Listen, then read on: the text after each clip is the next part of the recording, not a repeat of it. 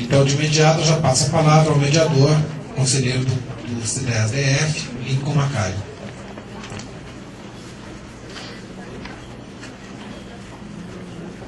Boa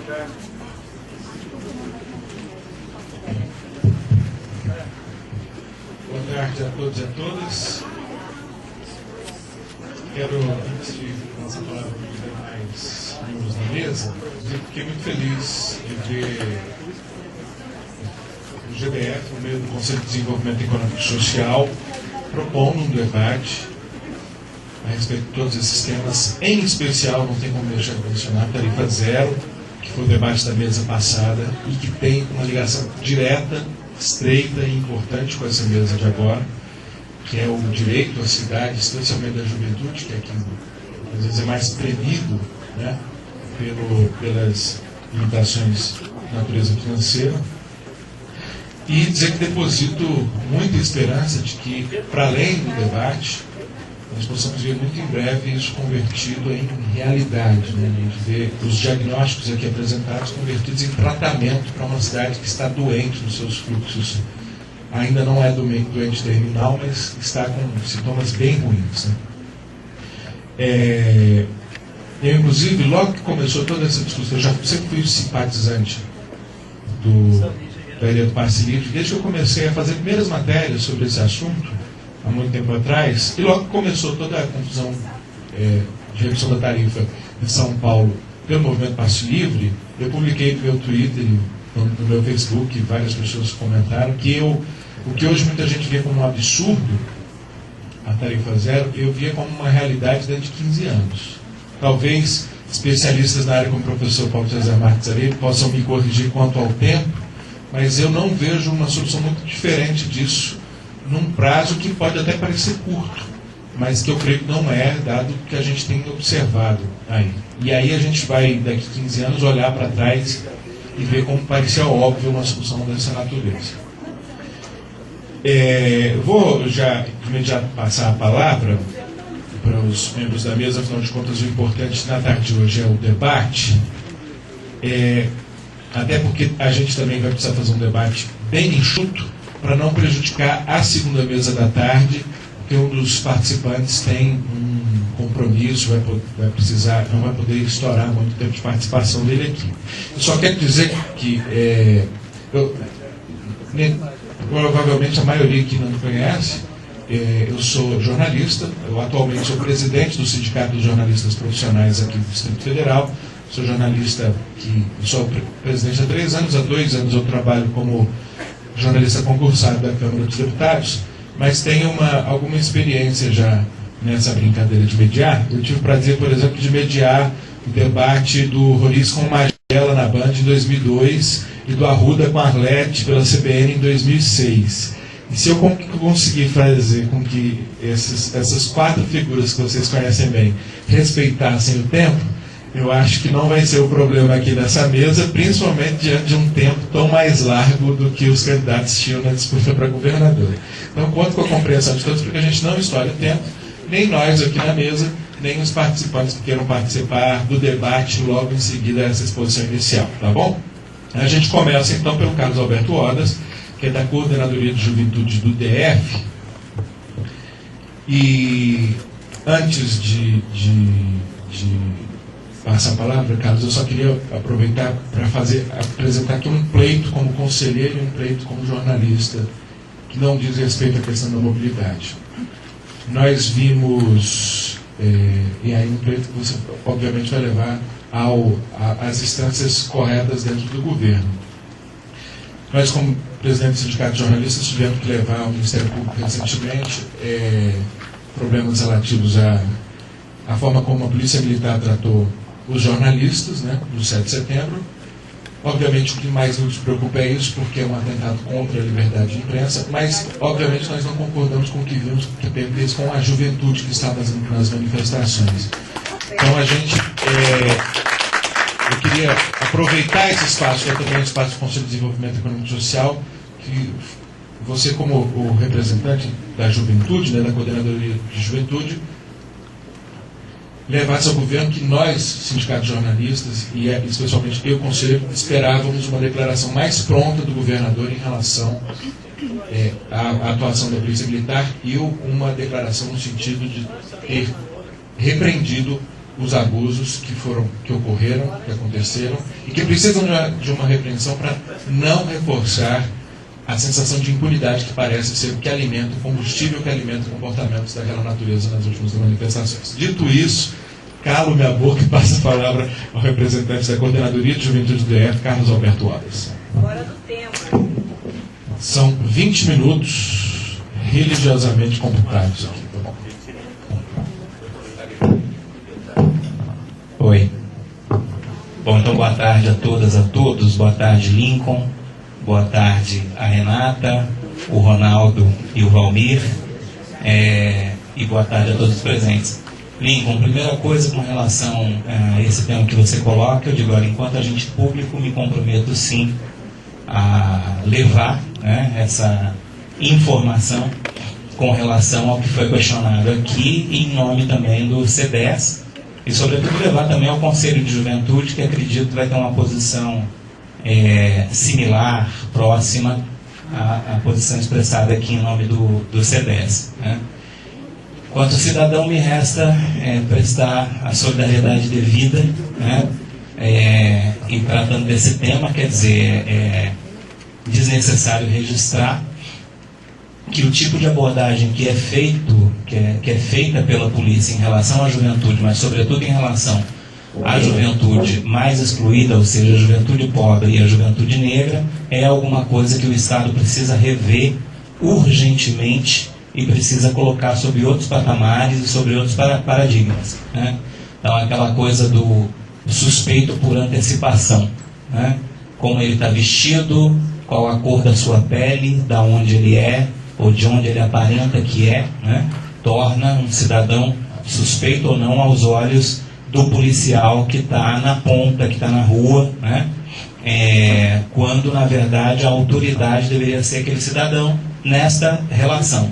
Né? Se tudo está dentro do formal, quer dizer, se não há motivo para nenhuma normalidade, não tem por que tratar aquele cidadão a priori como um suspeito. Né? E em relação ao direito de manifestação da população, acredito que isso já deva ser encarado como coisa sagrada nesse país. Né? Então nós temos que respeitar o direito à manifestação e, sobretudo, trabalhar essa questão de como o Estado e as forças de segurança veem esse cidadão jovem negro e pobre principalmente. Bom, eu fiquei satisfeito ao ser convidado para participar dessa mesa, mas vim aqui pensando uma coisa. Eu não sei falar exatamente sobre mobilidade urbana. Né?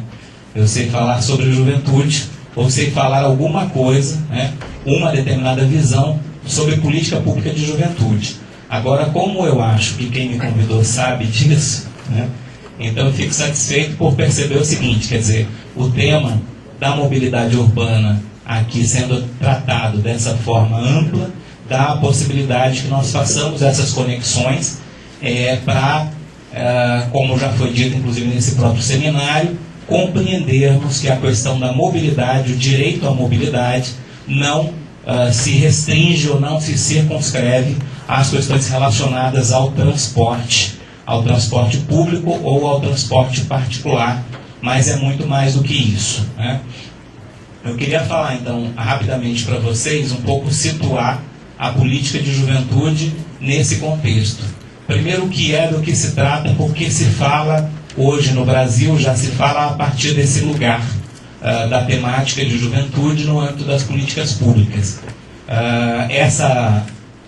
Eu coloco essa questão das políticas de juventude, a questão da própria condição juvenil no Brasil, no campo da luta pelo reconhecimento social, que é o campo das lutas democráticas hoje, né? E digo para vocês, para fazer uma primeira comparação, né? Imaginem um país com situações de saúde que envolvem endemias, ou seja, onde as pessoas morriam de febre amarela e de malária e outras endemias desse tipo, e esse país não tem um órgão público responsável por tratar da questão da saúde pública, porque não trata a saúde como uma questão pública ou como uma questão de direito básico, de direito fundamental, né? Eu falo do Brasil até os anos 30. Em 1930, então, é criado o Ministério dos Negócios da Educação e Saúde, né, que passa a tratar também desse tema. E o Ministério da Saúde é criado só em 1957, né? Em 1953, desculpa. Vamos usar um outro exemplo aqui. Até hoje nós chamamos o Ministério da Educação de MEC, né, pela sigla MEC, porque foi, ao longo de toda a sua história, Ministério da Educação e Cultura. E a cultura só é vista como um tema de governo com políticas próprias ou com ações com autonomia em relação às outras áreas de governo a partir de 1995. Né?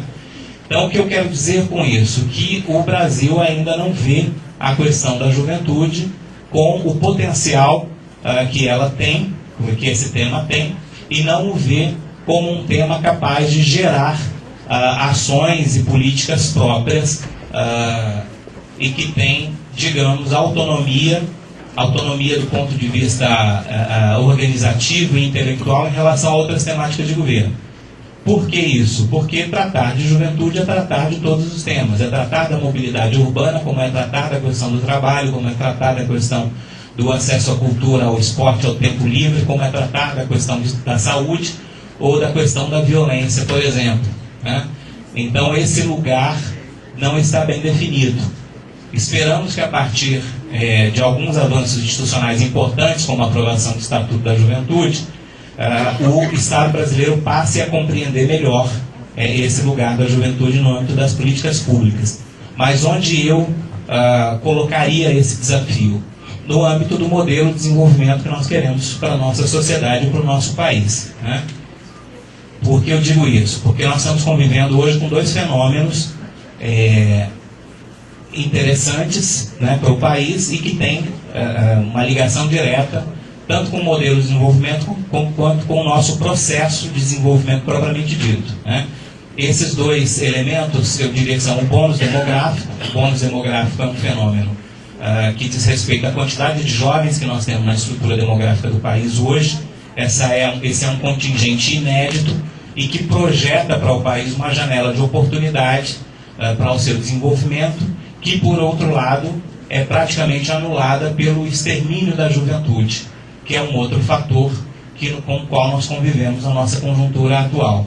Quando eu falo de extermínio, eu estou me referindo, evidentemente, aos cerca de 50 mil homicídios de jovens que ocorrem no país, afora as mortes por acidente de trânsito, né? Então, nós convivemos com o verdadeiro extermínio da juventude brasileira. Evidentemente que esse fator, esse elemento, vai atingir também mais fortemente, ou muito mais fortemente, aqueles jovens que estão na linha de exclusão ou abaixo da linha de exclusão social e econômica. Então, estou falando de jovens negros e negras, e estou falando de jovens pobres ou extremamente pobres das nossas periferias, né? Então, o Brasil convive hoje com esses dois fatores que estão ligados ao seu projeto de desenvolvimento, né? Quando falo de política de juventude, como a gente não tem uma literatura tão vasta sobre isso no Brasil, né, eu penso que nós podemos procurar na literatura, em outras literaturas, algum apoio, algum suporte para compreender ou para situar do que nós estamos falando quando tentamos fazer esse link de juventude com o processo de desenvolvimento do país. Eu diria o seguinte: gosto de beber numa fonte que vai dizer o seguinte: o desenvolvimento deve ser medido pelo grau de liberdade que aquela sociedade proporciona a cada um dos seus indivíduos. Então, o desenvolvimento como liberdade vai entender o seguinte: mais desenvolvida é uma sociedade onde um cidadão consegue desenvolver por meios próprios o pleno potencial que ele tem. Então, o que você quer ser, você poderá ser, né? Me parece que nós estamos construindo um modelo de desenvolvimento que está focado muito mais na questão do consumo, ou no consumo como um fator fundamental que impulsiona o crescimento, Então me preocupa bastante se nós não estamos valorizando muito mais o ter do que o ser nesse projeto de desenvolvimento que, enfim, nós estamos levando a cabo. Então essa é uma reflexão que nós precisamos fazer, né? O outro tema que diz respeito à temática de juventude vinculando com o desenvolvimento é o tema do direito à cidade, né? É a ocupação do espaço público pelo público e, sobretudo, o trajeto, né? Que significa entre um equipamento e outro, ou uma condição e outra da sua vida. Quer dizer, quando a gente fala na questão do direito à cidade, aí eu já entro de alguma forma, de alguma maneira no nosso tema aqui. É preciso pensar o seguinte: não é por nenhum motivo, talvez, que as manifestações ou o auge das manifestações em junho se iniciam, né, ou começam ou são impulsionadas a partir da questão da mobilidade, a partir do questionamento de se esse direito vem sendo assegurado ou não, né? Primeiro nós precisamos compreender, assim como eu falava da questão do reconhecimento da juventude, o que é preciso ainda lutar e trabalhar pelo reconhecimento desse locus, desse lugar no âmbito do Estado brasileiro, das políticas públicas, né? Há que se questionar se no Brasil a gente já constituiu a mobilidade como um direito, né? Se não como um direito básico, como um direito fundamental a ser garantido para todos os cidadãos. Quando nós falamos de juventude, então, nós estamos falando de um direito que está, ou do bloqueio de um direito que está na raiz de vários outros bloqueios, né? Então vamos pegar o caso do nosso Distrito Federal. Quantas vezes nós não nos deparamos com com o seguinte problema? Nós vamos fazer o evento aonde? Nós vamos realizar o evento na Ceilândia, ou vamos fazer o evento em Sobradinho ou em Planaltina, e se eu fizer na Ceilândia, será que Sobradinho vai? Será que Planaltina vai? Né? Agora, isso é uma problemática muito pontual, né? Agora, a realidade que nós temos notado, temos percebido, é que ela decorre de um problema mais grave, que é uma questão de mobilidade urbana, a qual a boa parte ou parcela significativa dos jovens no Distrito Federal acabam não tendo acesso a esse direito, né?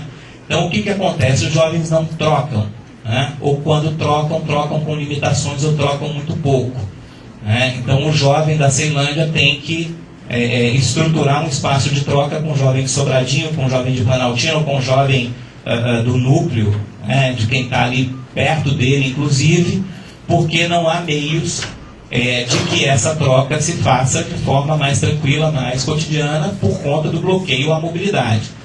E é interessante você pensar como nós tratamos a questão do bloqueio à mobilidade em um território que, do ponto de vista espacial, do ponto de vista geográfico e espacial, é bastante reduzido. Quer dizer, nós estamos falando de um território pequeno, estamos falando de um território que tem uma estrutura logística em relação a outros espaços do país absolutamente avançada, estruturada. Quer dizer, então o problema não é meramente logístico, tem uma questão de concepção aí.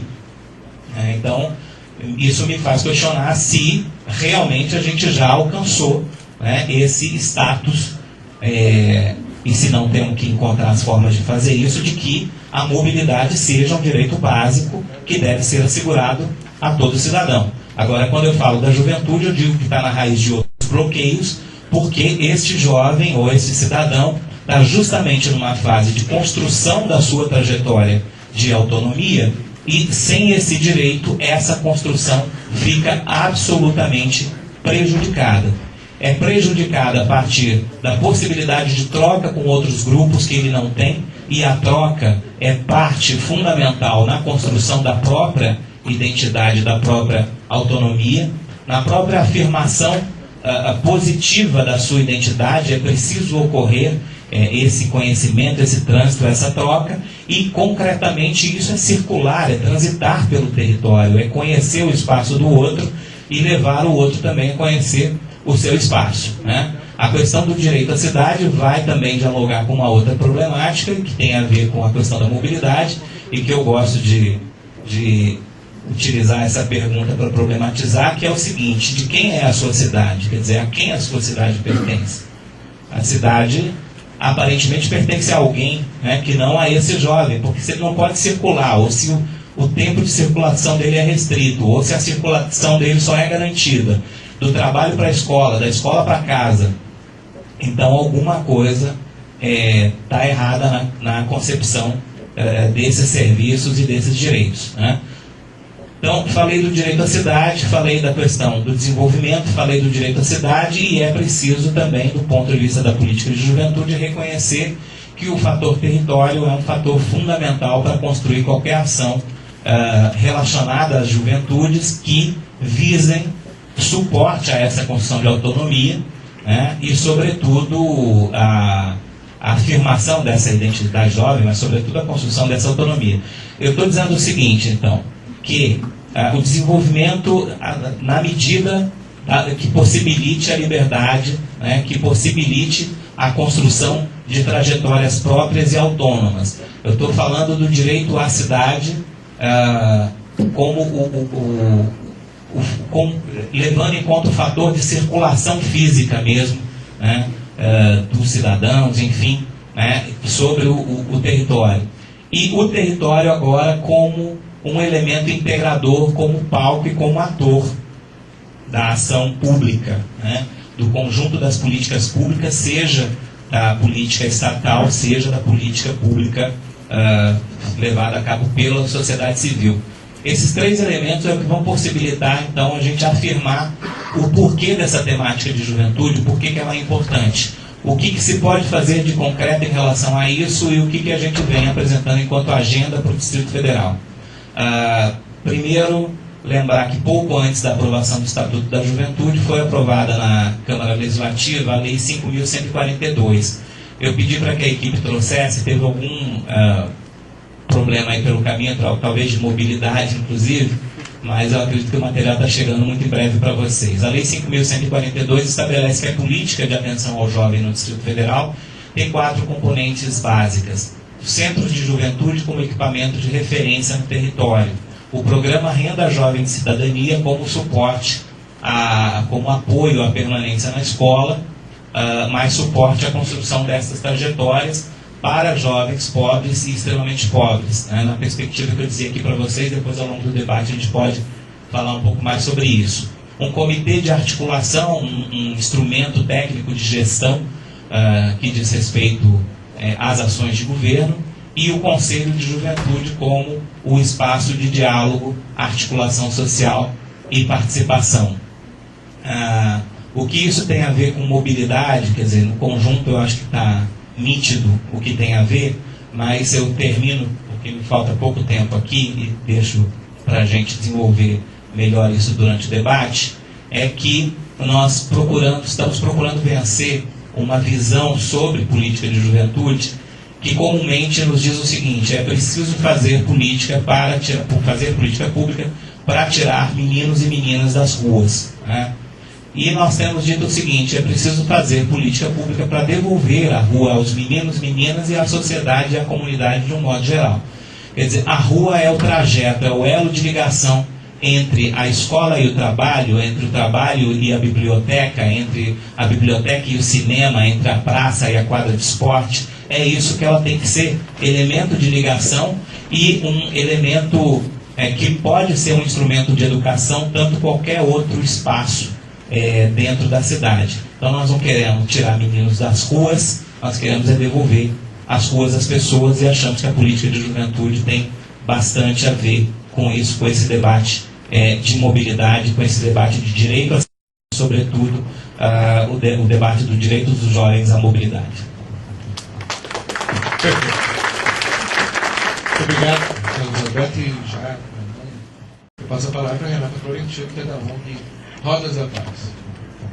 Boa tarde. Eu queria só corrigir uma coisa. Quando o Carlão falou que ele não entendia de mobilidade urbana, era vontade de falar: nossa, as pessoas estão no lugar errado no governo. E você falando parecia entender mais do que outras pessoas do governo falando aqui de mobilidade urbana, né? Então, de repente, essa troca que os jovens têm que fazer entre as regiões administrativas já deve ter que fazer uma troca de quadros entre as suas instâncias de coordenação de política também.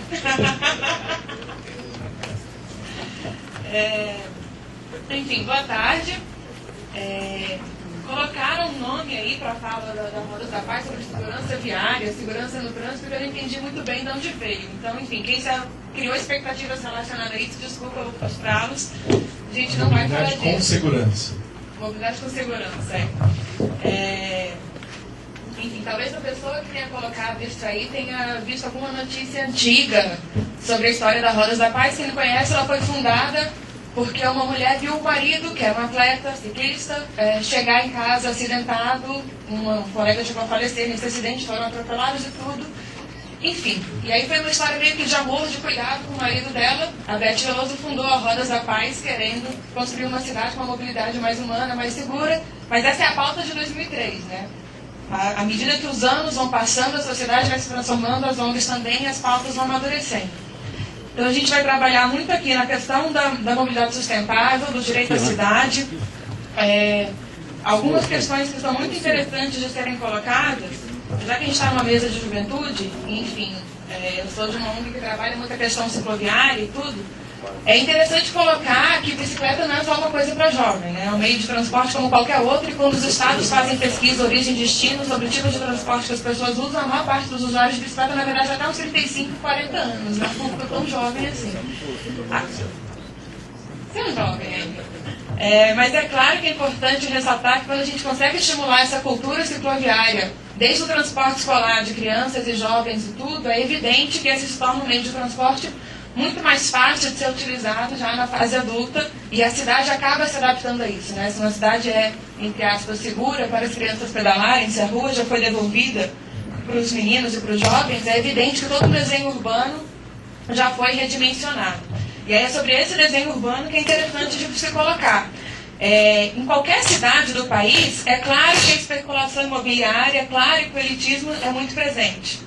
Brasília, como é uma cidade mais recente, a questão da especulação imobiliária aqui é muito mais forte do que em qualquer outro lugar, né? A gente é praticamente um loteamento ainda em disputa. Não é à toa que o PEDOT gerou tanta polêmica, não é à toa que o setor noroeste gera tanta polêmica. Não é à toa que quem mora em Sobradinho tem muita dificuldade para ir para a Ceilândia, né? Não é um acaso topográfico, é de fato uma concepção de cidade que está sendo construída. Ao mesmo tempo que a gente sofre um pouco por conta desse contexto aqui em Brasília, que é um pouco mais exacerbado do que nas outras cidades, a gente ainda tem a chance de tentar interferir um pouco nesse desenho urbano. Como é uma cidade que está sendo construída ainda, né? Toda hora tem algum terreno novo da Terra Cap sendo leiloado para ser construída alguma coisa nova ali, então a gente tem a oportunidade ainda de dizer como é que a gente acha que as cidades deveriam ser construídas a partir de agora. Para quem sabe, daqui a alguns anos a gente tem uma cidade que seja mais fácil circular de Santa Maria para Planaltina e por aí vai.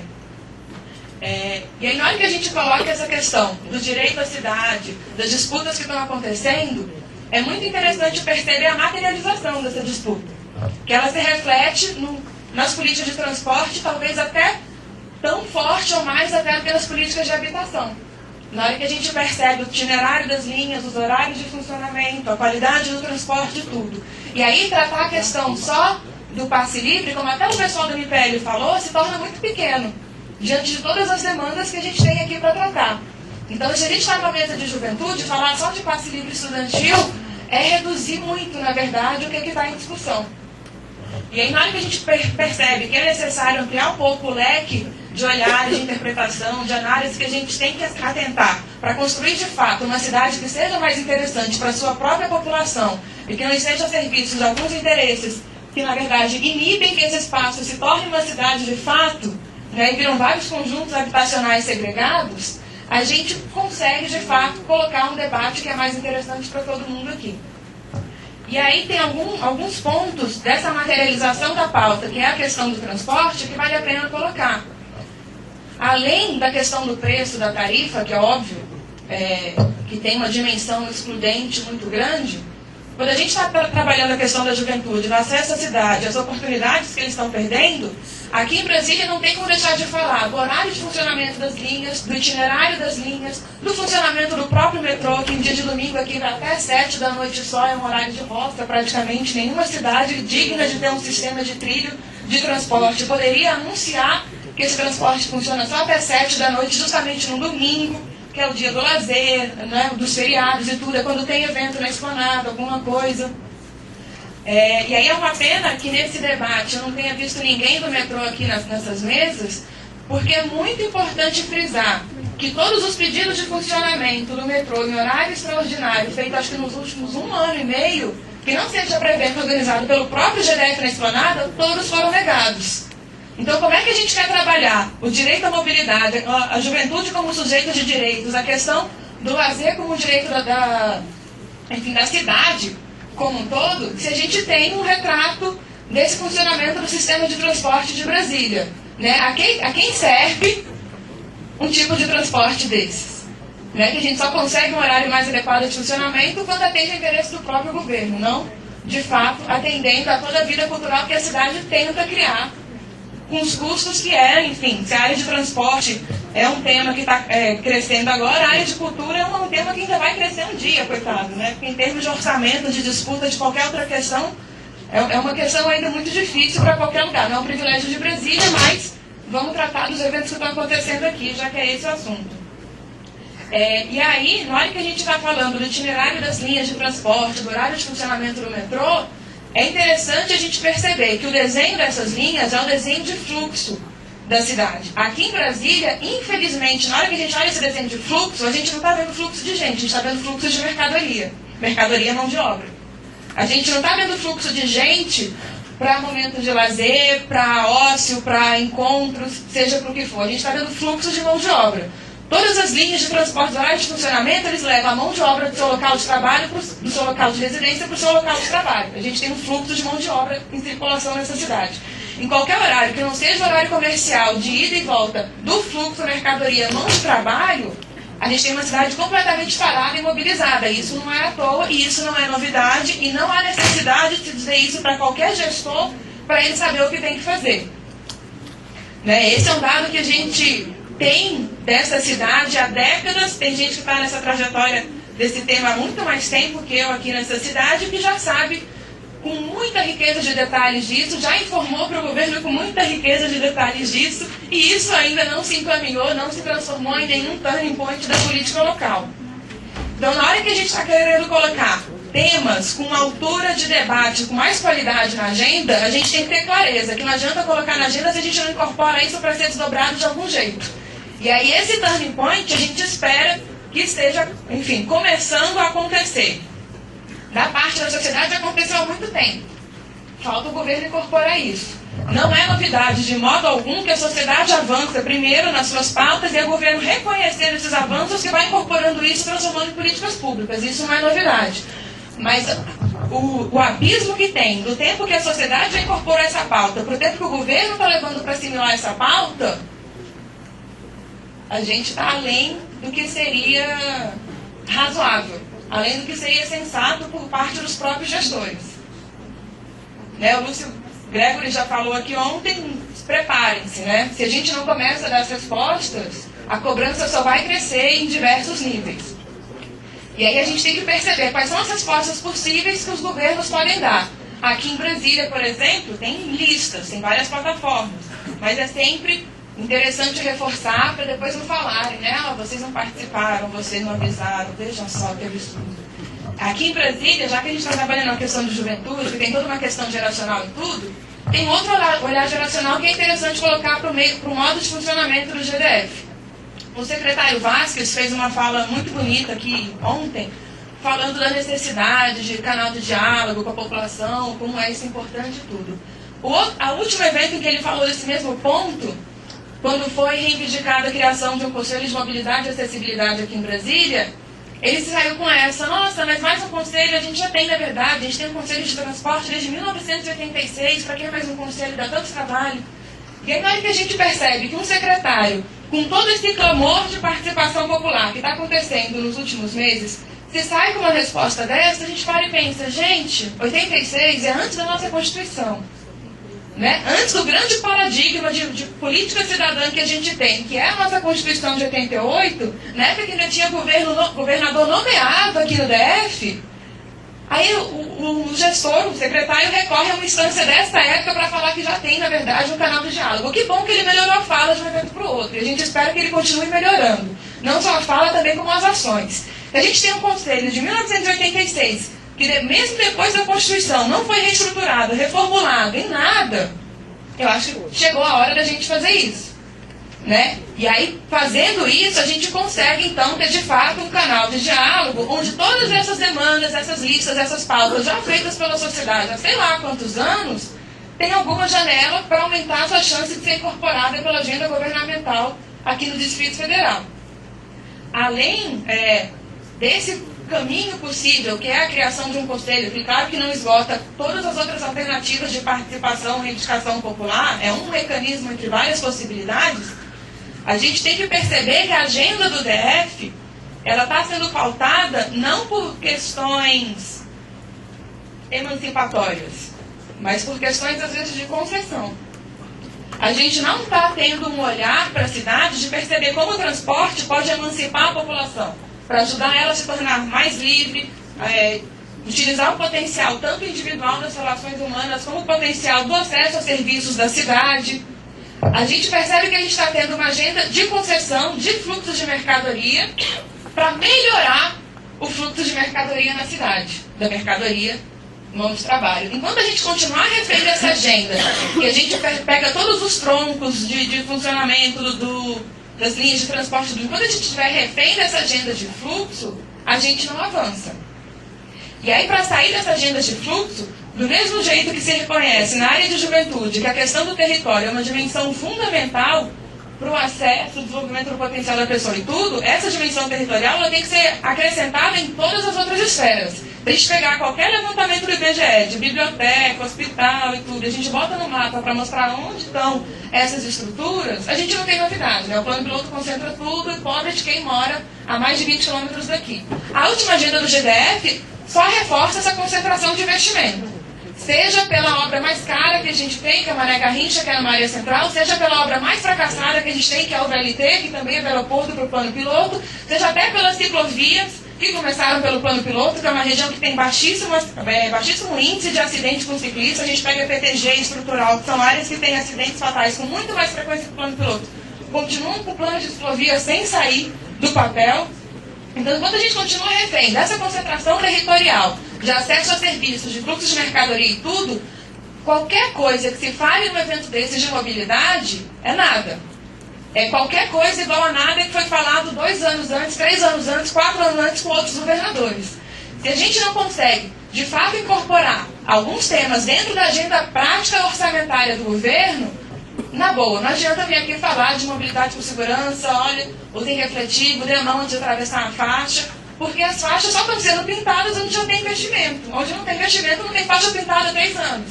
Então, se a gente não consegue mudar essa lógica de investimento, esse é um evento muito legal que virou vento, né? Então, eu espero, sinceramente, que a gente consiga aqui esboçar qual é o turning point que a gente está querendo construir para a agenda de investimento de política pública do GDF, para, de fato, a gente ter uma cidade para as pessoas, a gente ter políticas públicas para os espaços públicos, não políticas privatizantes, como é o exemplo do estacionamento subterrâneo que querem fazer na esplanada dos ministérios, né? Na hora que a gente está falando de mobilidade sustentável, tarifa zero, não sei o que, aparece o governo com a ideia de Jerico de fazer uma PPA para oferecer mais 10 mil vagas para carro dentro da esplanada, que é uma área que já é um grande estacionamento. Né? Então, assim, a grande política de transporte é o quê? Transportar turista rico do aeroporto para o setor hoteleiro e depois oferecer vaga para a classe média que mora no plano piloto, oferecer para o seu trabalho na esplanada. A gente não vai avançar se essas obras continuarem sendo prioridade do governo.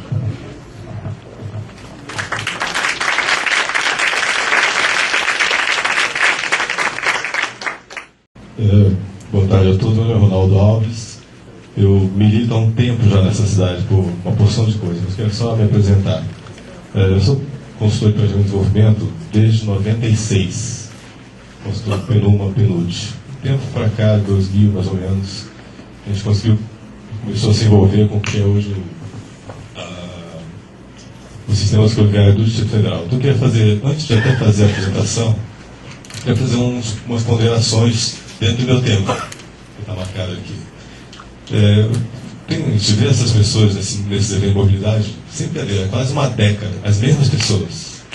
E eu admito que todas as soluções que nós falamos nessas mesas de ontem para hoje, nós já conhecemos, nós já sabemos. A universidade participa, está lá o nosso amigo Paulo César, que está aí, brigador desse tema há muito tempo. A universidade, como sabe disso, os governos, eu mexi com os últimos 6, 7 governos tratando desse tema. Quando eu falo eu, para não dizer nós, parecer pegas, porque a gente mesmo vai lá e espeta nele o que precisa que eles ouçam. E a gente sabe as respostas. A pergunta, é um pouco corroborando o que a Renata fala, é por que essas coisas não se realizam? Por que ela não sai do papel? Por que não sai da esfera do abstrato, do sonho? Será que a estratégia não está errada? Sabe? Será que não tem alguma coisa errada na forma de convencer gestores, novos ou velhos, de política velha e de política nova, que essas coisas precisam sair do imaginário das pessoas, da sua necessidade, passar para aquilo que o gestor tem que fazer e tocar a política como ela precisa ser feita e fazer, executar as políticas públicas? Não está errado alguma coisa? Eu estava no finalzinho da última mesa, e estava naquela confusão ali do país que chama de bunda mole o pessoal da Secretaria de Habitação, e lembrei do Michel, nosso amigo técnico da Secretaria de Habitação, que está lá brigando, ele até abandonou, já passou para outra pessoa, porque não aguentou mais falar de programas escoviários, malha escoviária, ajuste de malha escoviária dentro do plano piloto, porque ele toma pancada o tempo inteiro. Não é fácil. A minha experiência no executivo foi 6 anos no Ministério do Meio Ambiente, como ainda nasceu, falando de gestão ambiental municipal. A gente fez 103 convênios de prefeituras para tocar a gestão ambiental municipal. Eu tive a honra de criar algumas secretarias municipais de meio ambiente que hoje estão sofrendo aí os efeitos de Belo Monte, Giral e Santo Antônio. Então, uma coisa interessante, antes de falar da apresentação rápida, é aonde está a nossa capacidade de interferir, aonde está a nossa capacidade de ir lá naqueles caras que são gestores e convencê-los. Um dos grandes exemplos disso está aqui, Paulo Passos, que me deixa mentir, é o sistema escoviário. Essa coisa porcaria que está nessa cidade, que a gente critica bastante, até eu também critico muitas vezes, mas vejo como um avanço. E eu vou pedir para você passar primeiro. Antes disso, eu trabalho com uma coisa chamada, eu tive uma experiência com o executivo, de 6 anos de Marina Silva lá no Ministério do Ambiente, uma coisa chamada Subprograma de Política de Recursos Naturais, Programa de Proteção de Floresta do Brasil. A gente tinha que executar 16 milhões de dólares em 5 anos. Executou 12,5 milhões de dólares em projetos de cooperação com municípios. Isso é por perfil da área técnica. O técnico determina o que precisa fazer e o gestor tem que ser convencido que aquilo é uma política interessante para qualquer tipo de benefício, até político que ele queira ter. E você tem, então, fazer o seu trabalho. Só fazendo um resumo rápido do que está aí, eu também faço parte de uma coisa chamada Frente Parlamentar de Mobilidade Sustentável da Câmara de Justiça Federal, como coordenador técnico desse assunto. Lá estão presentes 19 deputados de cidades que assinaram a frente. Algumas coisas importantes, né, que essa frente tem feito, eu vou só resumir aqui. Ó. São 5 grupos de trabalho, do qual tem lá grupo de trabalho de trilho, de transporte coletivo rodoviário, transporte ferroviário, mobilidade, saúde e trânsito e transporte não motorizado.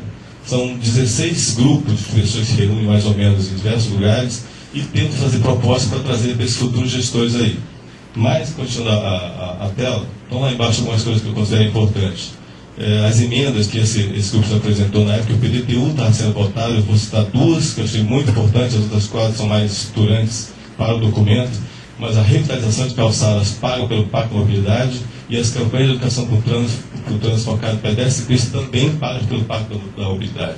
Então, o PDTU foi votado às pressas no véspera da Semana Santa de 2011, exatamente porque você sabe como funciona o conceito da mão do Estado em cima da Câmara Legislativa. Algumas coisas interessantes ainda desse grupo ali, a interferência que fez parar a primeira vez o edital do transporte público, esses ônibus, foi parado esse edital, porque tinha uma malha a ser revitalizada de 75%, ela veio a 95%. Depois disso, tem 11 pontos de estabilidade que foram para o edital, avaliados junto com o Tribunal de Contas, junto com o Ministério Público. Um pouco desses 6, se não me engano, eles conseguiram colocar lá, eles solicitavam o piso baixo, que não fosse caminhão encarroçado, mas não tem jeito, ele foi atropelado por esse PDTU e estão vivendo ele. Por isso, ontem, o deputado Gevalle pede a revisão dele aqui e pediu ontem na Câmara Legislativa do Distrito Federal. E no finalzinho aqui, só para entender a última parte, fala assim, a participação ativa na elaboração da política ferroviária nova do Distrito Federal. Nós estamos trabalhando de maneira muito interessante para a constituição do trem Brasília-Lusiânia e o trem Brasília-Goiânia. E aí, olha que interessante, só em setembro e agosto já foram 11 eventos parecidos com esse que eu estive presente. 11. E todos similares, as pessoas muitas vezes são as mesmas, em Lusiânia, em Avandiânia, em Cidade Ocidental e aqui na Sudeco. Então sempre a gente está no mesmo gargalo. Por que isso não sai? Né? E o interessante é a nossa capacidade de trazer expertise para dentro do gestor. Tentar convencer de alguma maneira, nem que seja no contexto do engano, porque nos enganam o tempo inteiro. Quando foi feito esse trabalho, pode passar o próximo, por favor. Quando foi feito esse trabalho dessa coisinha aí, eu tenho uma apresentação paralela que mostra os estudos que foram feitos para chegar nessa composição. Essa malha cicloviária talvez seja aquela época, que aí o Paulo César também já estava nesse grupo, isso em 2001, 2002, 2003, isso aí foi o que foi concebido à época, foi um grupo de 27 reuniões realizadas na escola de governo, lá pertinho do Detran. Então, a época que nós queríamos era isso. Hoje talvez não seja realmente na tenda que nós gostaríamos. Mas o mais interessante é que essa malha cicloviária, quando você fala em mobilidade sustentável hoje no DF, tenta aí sair do seu trabalho na esplanada e almoçar em casa na hora do almoço. Você fica gripado nas interquadras. Você não consegue fazer mais isso. Então, a cidade está caminhando para o estrangulamento viário. E esta malha, a gente pode passar próximo, que essa só concluta, essa aí é a do DF inteiro, com algumas falhas de integração, com algumas falhas de execução de obra, porque os órgãos gestores de fiscalização não fazem seu papel, com falha de planejamento, de execução e tempo de obra. O tempo da comunidade é diferente do tempo do poder público. Eles fazem no tempo que é da empreiteira, do contrato, do aditivo e do embrólio político. O tempo da comunidade, eu preciso andar hoje. Então, de verdade, eu acredito, para cada uma das pessoas que moram nessa cidade, gostam daqui há 27 anos, uma cidade que me adotou, essa malha cicloviária vai salvar essa nossa mobilidade. Mesmo desse jeito que está aí. Tá certo? Se você considerar hoje de manhã, antes de ir para cá, não vim direto de manhã, eu fui lá para a Asa Norte, perto dos 400. Só brincar de contar quantas pessoas usam aquela brincadeirinha de ciclovia da 200 a 400. Eu carro exatamente onde eu conseguia ver um pouco das duas ciclovias. É inacreditável. Hoje de manhã a gente falou isso aqui. Se você tem infraestrutura, o ciclista aparece. Aparece o ciclista e aparece o pedestre, porque não tem calçada. Então, é danada associada ao perfil de que isso aqui é uma calçada ou isso aqui é uma ciclovia. Não importa, de qualquer maneira, estou por aqui o intervalo. De qualquer maneira, o perfil deste usuário que vai chegar em função da infraestrutura determinada, ele é um usuário diferenciado. Olha só, a gente tem aqui nessa plenária, o Anderson ali, que é o usuário da bicicleta de transporte que eu conheço, tá? Tá ali o Gevain de Anápolis, da Anápolis, que usa a bicicleta de transporte, um monte de gente talvez, acho que o Paí também usa, Vinícius que está ali. Então repara, vocês são usuários que têm a experiência de andar no trânsito. Essa malha cicloviária para esse camarada que nunca usou bicicleta em lugar nenhum. É esse cara que está procurando agora descer a bicicleta do prédio, que é a bicicletazinha vagabunda, sabe, que não tem nem nada de equipamento mais moderninho, está tirando a poeira e botando na ciclovia. Para tentar ver se esse cara consegue chegar onde ele trabalha. E essa é a pequena revolução que esse projeto está tocando nessa cidade. Coisas que a gente está percebendo e agora está contratando 2 pessoas com perfil de trabalho de consultoria para fazer essa avaliação. São 2 técnicos bem interessantes na área de planejamento de transporte e de mobilidade, vão fazer esse levantamento para o Instituto e vai ser pago por um parceiro. Então, o mais interessante dessa história toda é como as coisas acontecem. Então, rapidamente, vamos passar o próximo, por favor. A incorporação dessa malha, esse desenho aí é o desenho fruto de um comitê chamado Comitê de Políticas Cicloviárias do Distrito Federal, está lá o Paulo Passo que coordenava, eu agradeço. E com o encerramento desse comitê virou um fórum de mobilidade por bicicleta que vai se propor fazer tudo que o comitê determinou, por consenso ou não, mas teoricamente são 15 projetos, se não me engano, que tem que executar. Olha que curioso, a malha cicloviária está em obra e só depois da malha estar em obra que tem um plano de mobilidade por bicicleta. Tá? Mas é o tempo do gestor e o tempo da comunidade. A gente absolutamente entende essas coisas. Vai passar o próximo, sabe? Vai passar. Essa aqui é um pouco da apresentação que vem mostrando como que os projetos foram concebidos. É engenharia, dizendo o que pode ser feito. Vai passar. Isso é um pouco do histórico. Isso aí a gente vai viver para ver isso aqui há um tempão ainda. Esse é o primeiro método de ciclovias sendo cortadas aqui na 415 Norte. Tá? Daí para cá um pouquinho, dia 8, 9 e 10, vamos estar no evento chamado Oitavo em Trans. E vamos fazer uma oficina de capacitação e mobilidade por bicicleta, em construção de obras de ciclovias em concreto para 2.500 pessoas do mundo inteiro para falar como é que Brasília está virando exemplo disso. Olha que interessante, o e-mail que chega fazendo convite é como é que isso aí aconteceu? Olha como nós temos um embate.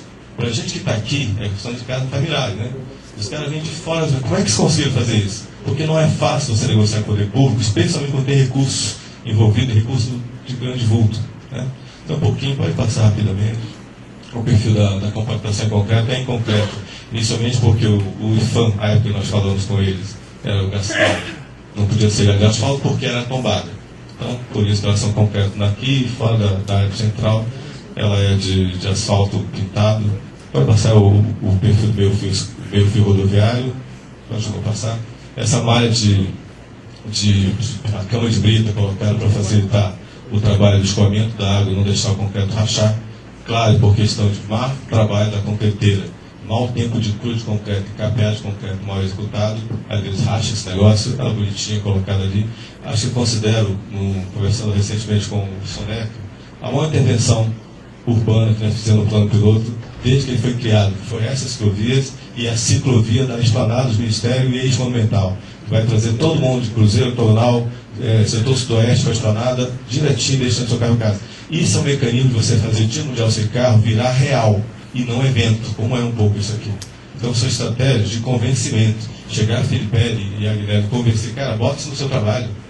Mesmo que seja essa porcaria, bota isso, mas não tem o dinheiro tendo. Comprar dentro da Secretaria de Fazenda, arranjar a grana e resta pagar da Arruda para colocar nesse projeto. Então são trabalhos que, se você tem alguma expertise, tem algum tipo de vontade de fazer as coisas, vai para dentro e faz. Vai para dentro. A gente está cansado dos discursos vazios, dos eventos que nem esse aqui. Eu faço uma solicitação ao Gustavo Ponte Leão, que é o secretário executivo do Conselho, que transforme o resultado desse evento num documento que formate as propostas que foram faladas aqui, né, todas as mesas, e chegue a alguém. Porque senão isso aqui é só mais uma terapia. Repare que isso aqui é um diálogo. O Conselho, quando reúne, ele é consultivo. Isso não é o Conselho reunido. Isso aqui é a sociedade chamada para deliberar ou debater sobre um tema. Debater, chamar para o debate, que de sempre. Não, então tem que chegar alguma coisa lá. Eu gostaria de chegar no meu e-mail depois. Olha, está aqui o documento que foi entregue ao governador, presidente do Conselho Econômico Social, que é resultado do CDS, do diálogo com a comunidade sobre mobilidade. Só passando rapidamente. Isso é só os primeiros, porque o nível de obra é 400. Pode passar um pouco mais. A espessura lá, pode acreditar uma coisa interessante, essa espessura de concreto foi pensada lá em 2003, 2004. Ela são 8 centímetros de concreto, ela resiste até um carro, não é para colocar carro em cima não. Isso vai durar muito, vai passar. E passar um tempinho, vai passar. Isso é o plano piloto do DF. Só recordando um pouquinho o que a Renata falou, ela não começa no plano piloto. A primeira iniciativa de ciclovia federal começa na Ceilândia e em São Paulo, depois na Não, ela começa na Ceilândia, depois dispara para o sudoeste, depois invade. A estratégia de começar pela Ceilândia foi também nossa, começada lá com o governo Arruda lá atrás. E depois São Sebastião e Varjão, por causa de acidentes de trânsito que levaram no caso de São Sebastião a 3 mortes. Estão lá até hoje as 3 cruzes de São Sebastião, trazendo em obras ferroviárias até os condomínios de Botânica, até o Salário de Brasília. Mas voltando, passado da Arruda é que vem uma outra discussão. Caramba, mas isso não tem valor nenhum para o gestor. Bicicleta, ciclovia não vale nada para esses caras. Eu estou falando de Roriz, Cristóvão, depois Arruda, depois os 3 Tampão e depois Aguinaldo. Só vale se você se perguntar, caramba, bicho, onde eu mandei ter o pessoal ver ciclovia botando onde a população, classe A e B está, que é aqui, é esse negócio aqui. Tanto que ontem o Gustavo Ponte chegou pedalando e deu o capacete dele para dizer, olha, eu vim pedalando. Gustavo Ponte, secretário do governo, um cara que, por mais que tenha suas dificuldades, está tentando colaborar com essa proposta aqui. Vou passar, por favor. Isso é uma coisa que a gente conseguiu inserir no edital escrito em julho a novembro de 2011, que para cada quilômetro de ciclovia feita, tivesse que fazer a recuperação da calçada adjacente. Isso que está à esquerda de vocês na tela é uma calçada, na 400 aqui, na 200 também, agora na 100, 300, depois aqui na 700, 900. Pode passar, por favor. E agora ela finalizada com a qualidade ruim de tinta, que já apaga, com a qualidade ruimzinha de sinalização viária, sem o Detran fazer as obras de interferência, para dizer onde é que eu vou passar quando eu chegar na bicicleta, quando passar no Big Box. Mas são coisas de processo. Quem trabalha com a gestão sabe que tudo são processos. Tudo são processos. Se você olhar 10 anos atrás para isso, você não teria isso. Tá certo? 10 anos depois você tem isso. Eu peço permissão para falar a respeito do passe livre sobre exatamente o que acontece agora. O nosso trabalho no núcleo de sustentabilidade do mandato brasileiro secretário é o que eu chamado política do idoso e acessibilidade. Não andou por várias questões. Mas quando você consegue pequenos avanços naquela política que você pretende, o que você faz com aquilo? Você vira as costas e vai embora? É isso?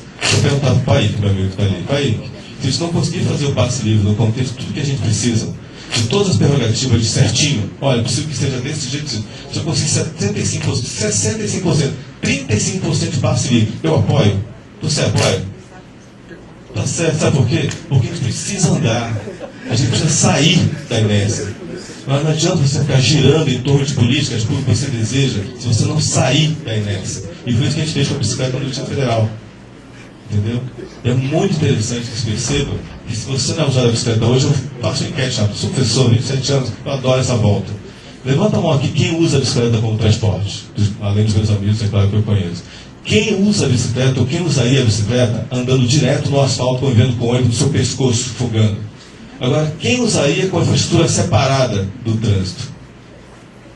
Bota a infraestrutura que o ciclista aparece. Isso está acontecendo nessa cidade. Tá certo? Muito orgulho de estar aqui, muito orgulho de participar desse projeto. Eu faço 50 anos no dia que é a véspera de Mulher Sem Carro desse mês de setembro de 2013. Eu tenho muita honra e muito orgulho de há 10 anos estar brigando por isso, e só 10 anos depois consegui olhar para essa foto. Não é o ideal? Não. Daqui para frente nós vamos arrumar isso aí. Tá? Proposta aqui, meus amigos da Secretaria de Transporte, plano de bicicleta pública de aluguel, malha cicloviária de integração com ciclovia, ciclofaixa, calçada compartilhada, acostamento ciclável, bicicletário paraciclo está aprovado na Câmara, a Lei 4.800, que permite, obriga que tenha, já está valendo a lei, você consiga fazer toda a infraestrutura. Então, acredite, a bicicleta vai salvar o equipamento viário, e as políticas de má mobilidade vão se perpetuar nessa cidade. A gente não consegue parar. A onda de pagar IPI zero para carro, conversando com a ministra do Planejamento um dia desse no evento lá no Senado, não vai, beleza. Depois falar com a assessora dela, Veronique, minha aluna. Não, Ronaldo, se bobar, em outubro começa de novo o IPI zero para carro. Então, a gente é o tempo inteiro enganado. Então, o pouco que você puder interferir, use seu cérebro, sua expertise, sua capacidade e interfira. Porque senão você apenas vai passar por reuniões que tem essa terapia de grupo. Muito obrigado.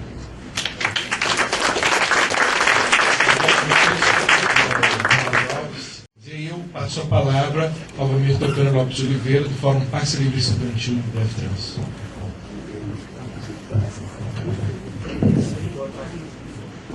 Boa tarde. Boa tarde a todos.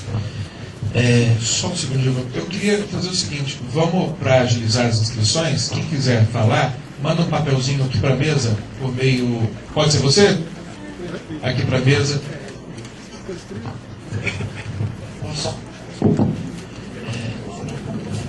Boa tarde a todos.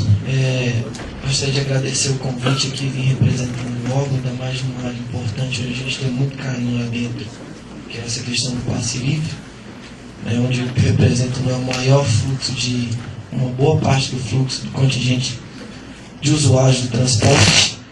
Prometo ser bem breve também, porque eu acho que de todos aqui a minha apresentação vai tentar ser um pouco mais técnica possível. E para dar mais tempo para o debate, eu também estou desmaiando aqui, fiquei 15 dias internado com pneumonia e esse ar está muito forte. Então vou tentar ser bem rápido.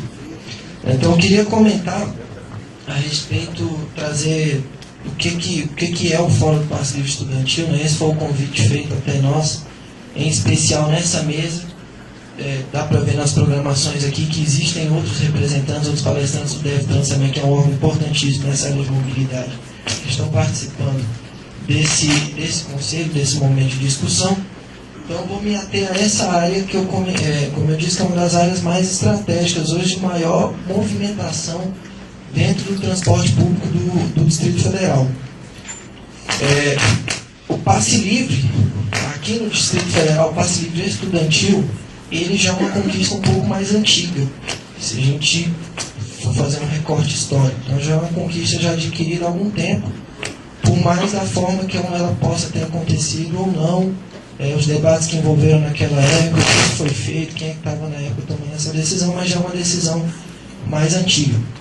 E naquela época, quando aconteceu o direito do passe livre estudantil, existia uma empresa chamada Fácil, apelidada pelos estudantes depois de difícil, que era responsável por fazer a distribuição dos cartões. Naquele momento se iniciava a bilhetagem automática, né? A gente ia sair daquele papelzinho. Eu cheguei a estudar ele com aquele valezinho do transporte, onde você pagava 1/3 da passagem.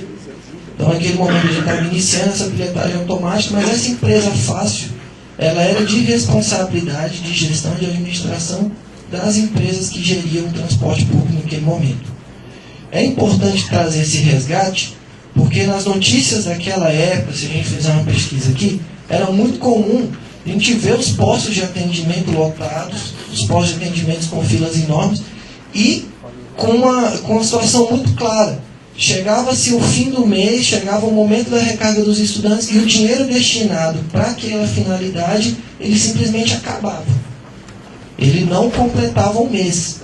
Então o governo tinha que fazer recortes e recortes de outras áreas, né? Tinha que retirar de outras situações do Estado e colocar para tentar suprir aquela demanda.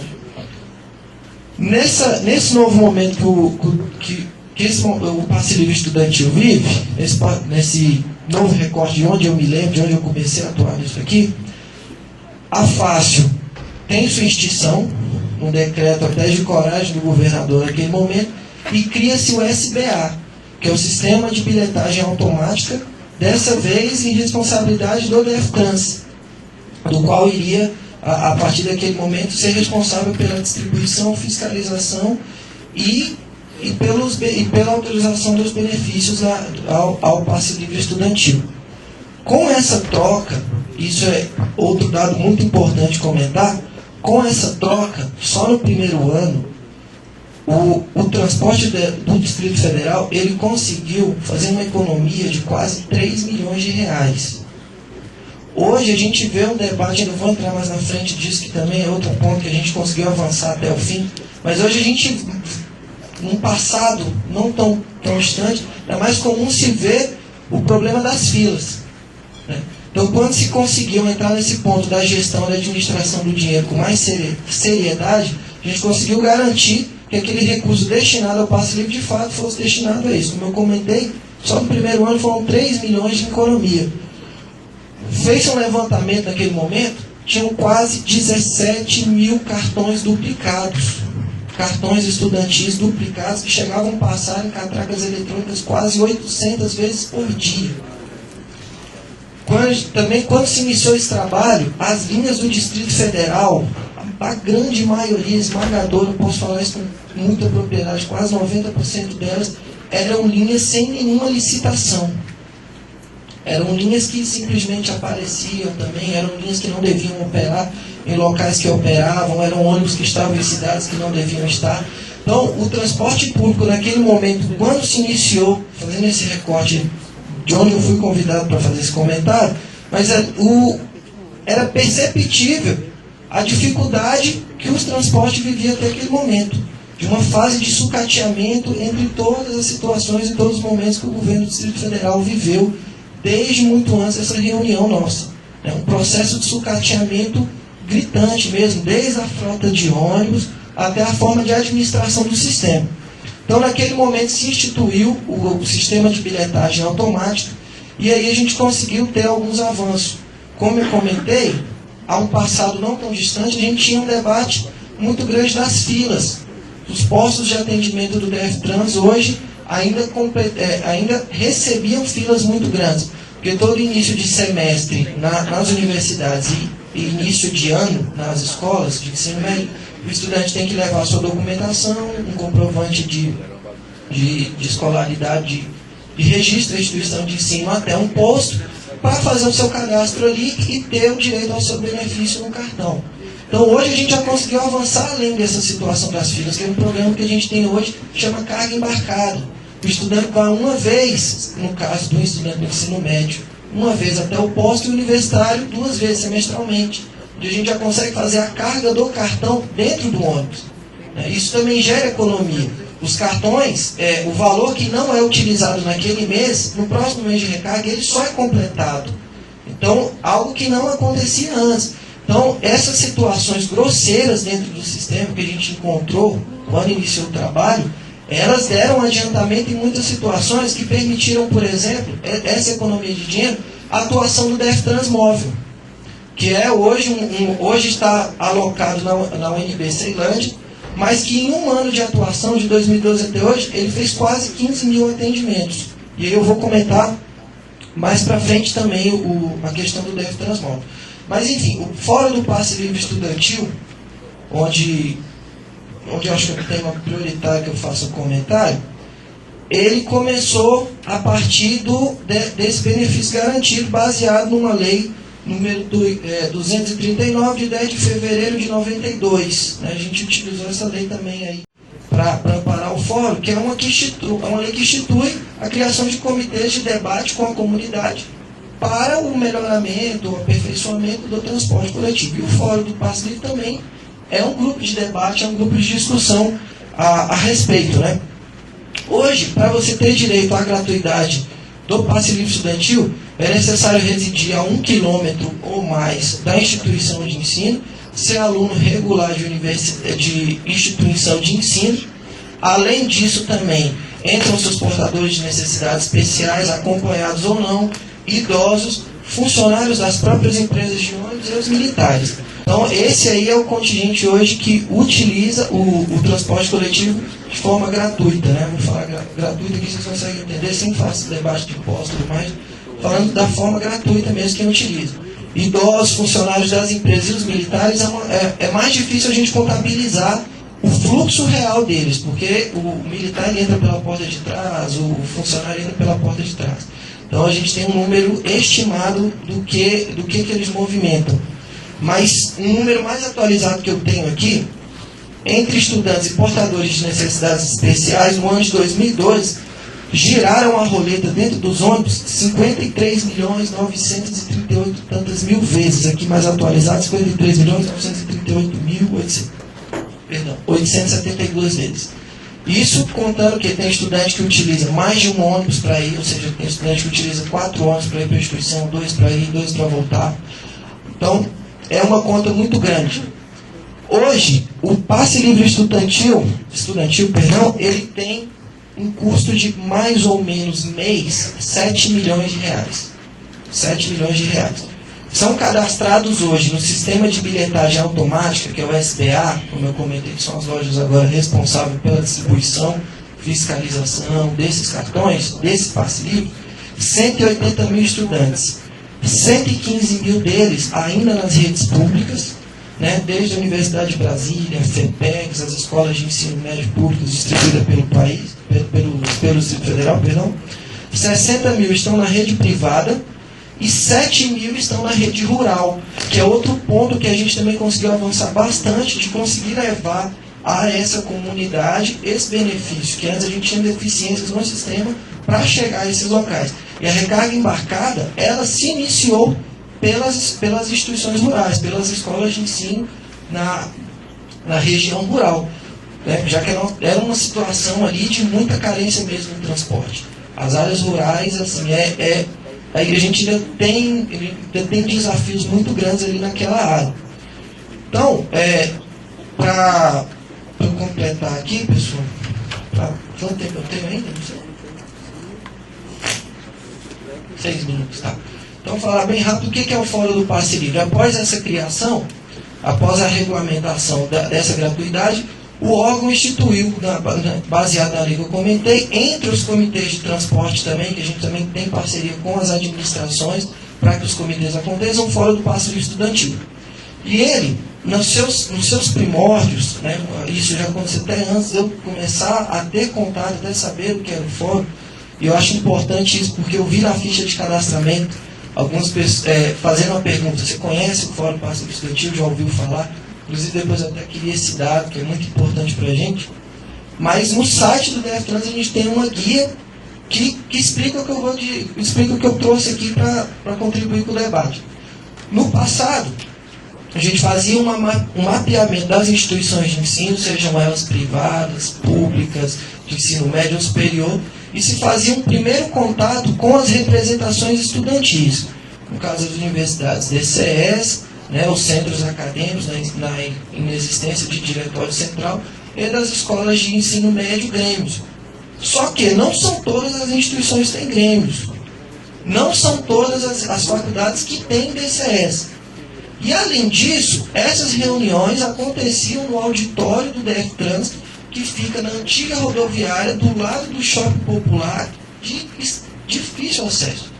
Né? Porque a gente também é importante pensar na época, hoje a gente já tem mais clareza disso, mas a gente entrava em contato com instituições, conseguia o contato dos estudantes, enviava o e-mail, fazia a ligação, confirmava a participação, mas o próprio passe livre estudantil dele não permitia que ele chegasse até aquele local para fazer o debate, para que ele conversasse.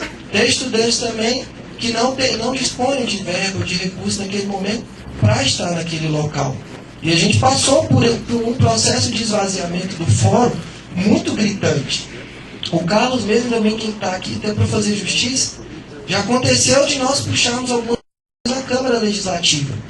tentando convidar, tentando mobilizar alguns grêmios, algumas universidades, para tentar fazer uma coisa mais plural, tentar achar uma área mais central, alguma coisa do tipo. E também não foi uma situação que a gente obteve êxito. Tendo em vista isso, a gente avaliou duas situações. A importância de se mudar a forma como esse fórum acontecia e a importância desse fórum acontecer. Na prática, o Fórum do Passe Livre Estudantil deve ser um espaço democrático, livre e aberto para qualquer estudante, identificado em coletivo ou não, representante de centro acadêmico ou não, mas usuário do Passe Livre, ter espaço para comentar as suas situações e aquilo que a gente tem para avançar no transporte. Então a gente reformulou a temática do fórum. Como o fórum acontece hoje? Procuramos essas instituições ainda, procuramos essas representações estudantis que, em tese, são quem falam pelos estudantes, é obrigado a elas também fazer o convite para que a base, para que a massa participe. Só que aí nós vamos com o DefTrans até essas instituições, até um auditório, até uma sala, até um lugar que nos receba. Quando não tem essa representação estudantil, aí nós vamos até a direção, apresentamos o projeto, apresentamos a importância e criamos comitês de transporte com representantes de turmas ou pessoas interessadas. Nessa levada aí, a gente conseguiu, eu trouxe só algumas listas, só alguns aqui mais que a gente teve mais atuação, mas é comum, se vocês derem uma olhada no site do DefTrans, tem muitas matérias a respeito do fórum. A gente conseguiu atender a Universidade de Brasília, os seus 4 campos, levando o DefTrans móvel lá, que é um mecanismo que a gente tem de atuação do fórum. Né? Às vezes tirar um ônibus daqui para fazer a recarga lá era mais interessante que trazer o estudante para o CONIC, que é onde tem um posto, também é um desafio que a gente tem, que é uma meta de conseguir uma loja do DefTrans em cada cidade. A gente conseguiu chegar no IESB, Universidade Católica, UDF, Centro de Ensino Médio 2 e 3, Cruzeiro e Ceilândia, que também hoje conta com a carga embarcada, Faculdade de Processo, Estela dos Querubins, IFB e Católica teve uma situação, a gente fez uma licitação dos abrigos de ônibus. E ali tinha, a instituição IFB Gama, ela tinha um problema com essa situação dos abrigos de ônibus. A Universidade Católica também, que a gente, no Pistão Sul, também foram reformados aqueles abrigos. Então foram demandas pontuais que apareceram. Por que demandas pontuais? Aí eu tenho 2 minutinhos só para falar. E aí eu acho que depois eu serei questionado quanto a isso. Mas hoje a gente está vivendo uma troca de formulação do transporte público, uma troca de formulação do plano diretor.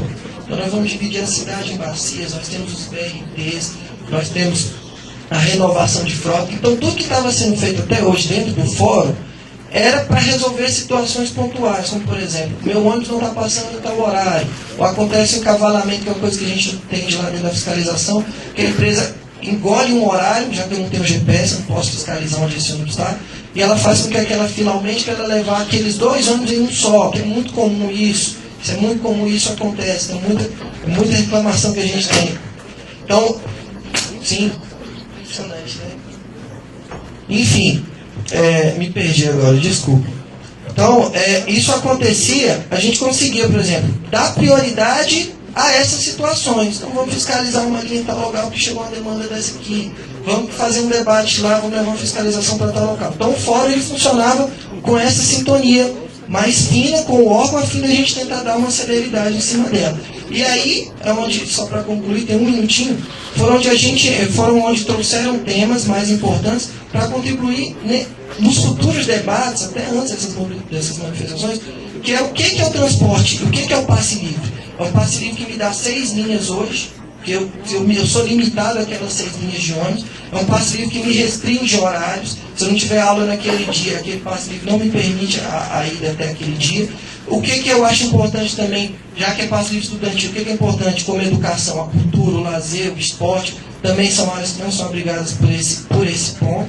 Então, hoje o fórum, ele tem documentos, ele tem atas, ele tem editais que formulam e aperfeiçoam, ou seja, podem vir para contribuir nesse debate da tarifa zero, do transporte 24 horas, entre outras séries de situações. Vou concluir, porque senão vou delongar demais. Obrigado.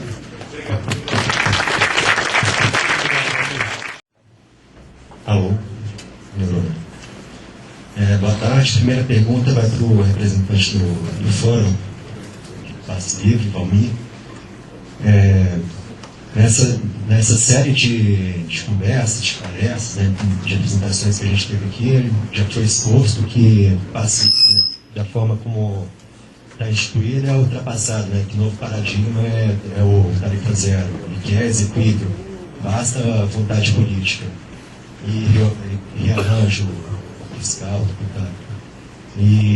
mas assim, dentro desse contexto ainda conservador do passe livre, queria saber como é que o fórum apresenta, se há uma proposta para flexibilização do passe livre, ampliação dos horários, para o estudante ter acesso também à cultura, poder utilizar transporte em horários diferentes do que estuda, e também se há uma perspectiva de aumento do número de passes que o estudante pode ter acesso. Até um tempo atrás era 54, não sei se esse número já foi aumentado, mas enfim, existe uma restrição que eu acho que não deveria existir, deveria ser ilimitado, inclusive para final de semana, o estudante poder participar, usufruir a cultura da cidade. Essa primeira parte.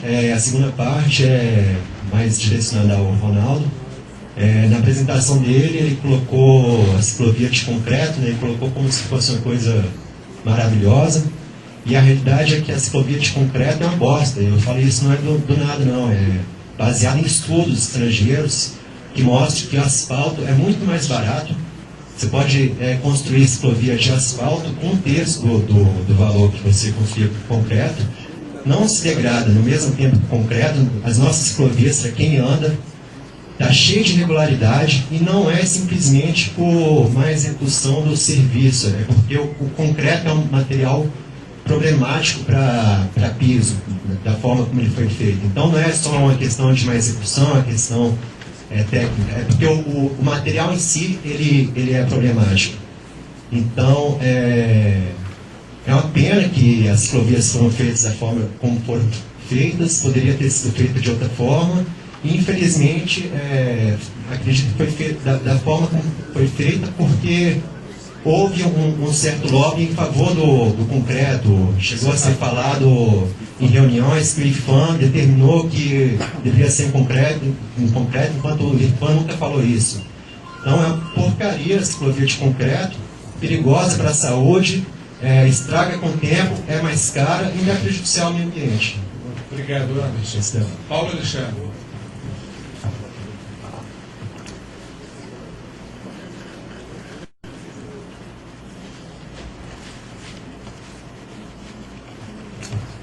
Então, eu vou falar bem rápido aqui.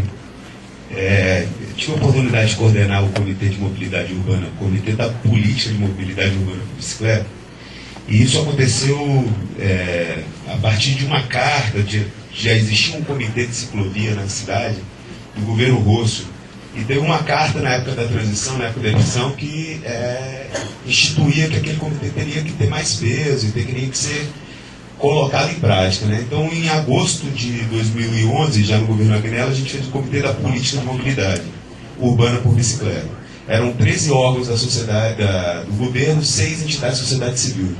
Esse comitê era para definir a política, qual que era a política que o governo Agnello teria que implementar. A gente tocou muita gestão também no meio do comitê, não foi uma questão apenas da definição da política, porque começaram a surgir obras da ciclovia, projeto de bicicleta escolar, e a gente ia coordenando o governo e orientando qual que era a melhor opção ali. O substrato final que saiu são o plano de mobilidade urbana por bicicleta. É importante dizer que eu não conheço nenhum outro estado da federação que existe um plano, um documento expresso falando quais são os projetos responsáveis para a execução da política. Então eu acho que isso é um avanço, e esse plano não foi um plano elaborado pelo governo. Assim. Se você lê o plano, muitas coisas que são defendidas pela sociedade civil estão incorporadas dentro daquele plano. Então não é uma coisa de gabinete. Então acho que isso avançou muito.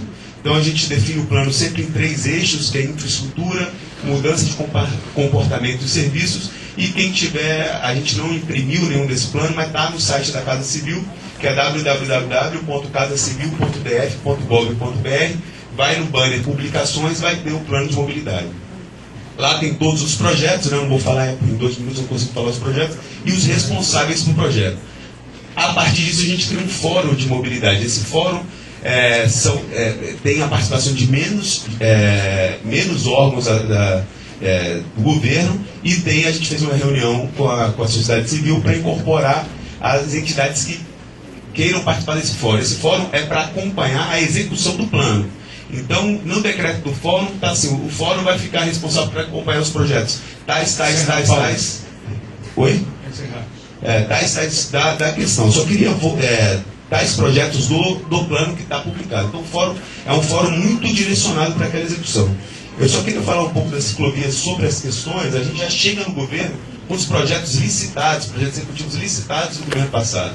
Então a gente avaliou também que não era o nosso projeto ideal, né? Porque toda vez você quer fazer um projeto de acordo com a sua concepção, mas a gente respeitou o dinheiro gasto anteriormente, falou, no geral é bom, a gente precisa executar, é a nossa chance de executar. Tinha verba, e hoje ele faz parte dos projetos estruturantes do governo federal, que nada mais é que na junta orçamentária um pacote de dinheiro para ser gasto nisso. Então hoje a gente ganha peso dentro do governo do Distrito Federal. Obrigado, Paulo. Carmela? Aqui.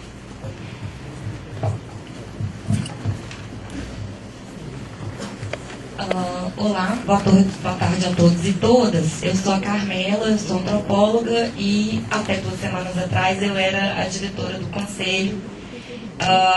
Então eu vou falar aqui um pouco sobre a fala da Renata, até para informar também aos demais, né? Como o seminário foi construído. Então, esse seminário ele foi construído a partir de um diálogo forte com o MPL, queria deixar isso registrado, e ele é fruto de um processo que vem das manifestações de julho e da abertura do Conselho para o movimento Passe Livre dentro desse Conselho. Então, a gente chamou para uma reunião, discutimos, a reunião não era de consenso, é de conflito, eu acho que isso é natural. E como produto dessa primeira reunião, tiramos que haveria um seminário com caráter formativo, principalmente, né? Então, isso aqui é um seminário, não é um espaço deliberativo nem nada. Por que o Rodas da Paz foi escolhido? Porque é uma ONG referência, né? E aí você falou, quem colocou isso aí, sobre a questão da mobilidade com segurança, viu uma matéria antiga? Não. No blog, que eu acabei de checar, porque eu pensei, será que eu tô louca? Não. No blog aqui do Rodas da Paz, .org, na página inicial diz que a ONG Rodas da Paz foi instituída em 2003 com o objetivo de reagir à violência e ao crescente número de acidentes.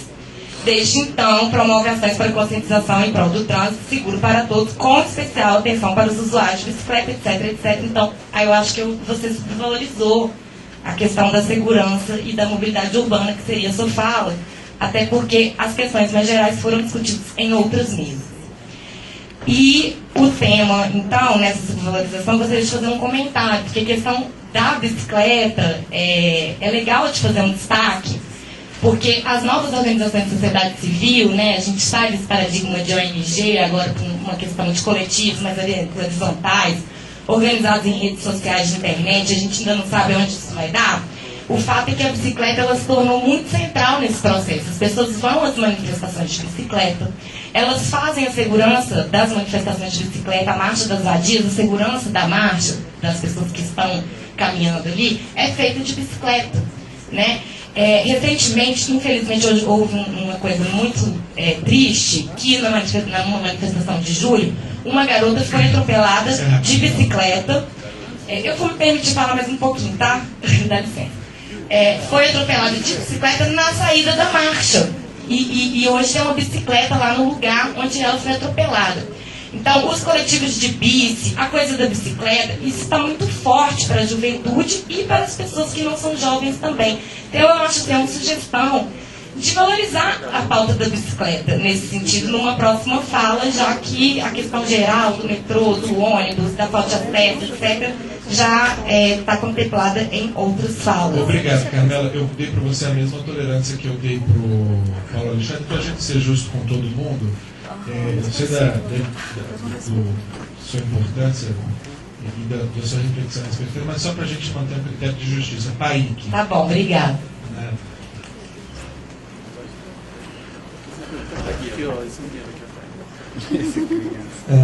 Então, só para. Eu vou responder a pergunta, na verdade, né?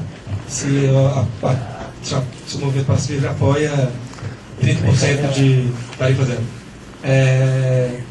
E se o movimento Passe Livre tem disposição a dialogar. Então, acho que só citar 2 fatos históricos. Primeiro é isso, né? Esse seminário foi construído porque nós tivemos disposição de dialogar. Há 3 horas a gente realizar uma manifestação grande que nós realizamos na rodoviária. Nós destacamos boa parte dos nossos militantes para fazer reunião com o secretário de Transportes e propor a realização de seminários, debate público sobre a tarifa zero, etc. Fomos a algumas reuniões, 7 reuniões técnicas para discutir o assunto e tal. E esse é um espaço público, então é uma postura que é pública. Outra coisa é que não chega a ser 30%, acho que até menos de tarifa zero, e bem restrito, que é o caso do Passe Livre, porque o Passe Livre ele foi, posso falar com toda tranquilidade, ele foi introduzido na pauta política do DF pelo movimento estudantil desde a década de 80 e com certo vigor, e na perspectiva que foi implementado pelo movimento Passe Livre quando a gente fez a primeira mobilização e o conjunto de mobilizações em 2004, 2005 e 2006. Porque em nenhum outro local do país o Passe Livre existia pago 100% pelo governo. Isso aqui foi o primeiro local. E quem defendeu isso primeiramente foi o movimento Passe Livre. De Florianópolis, de São Paulo, do DF, etc. Essa era a forma do movimento Passe Livre compreender, diferente de outras organizações estudantis.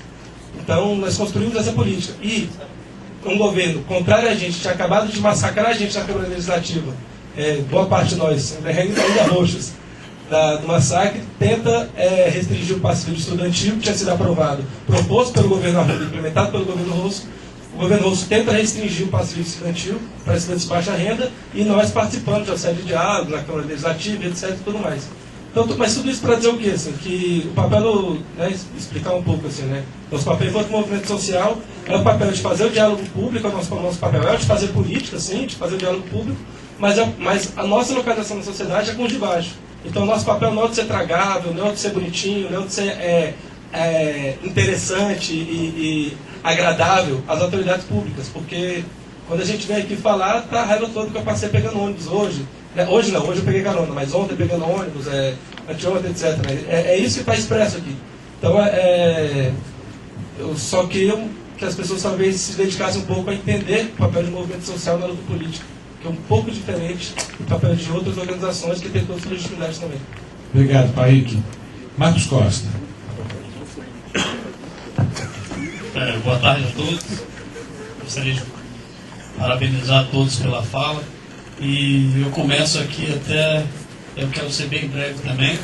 E eu começo com o discurso, acho o seguinte, como o Ronaldo falou, a gente tem passado por vários seminários, várias coisas, e vários debates, e não são criados documentos com propriedades para levar isso às autoridades que realmente se importam. Então, eu acho que é muito bonito a gente ter um discurso como o Carlos fez, como a Renata, como o Ronaldo, mas a gente deveria, dentro disso, pensar em criar realmente um documento para essas autoridades.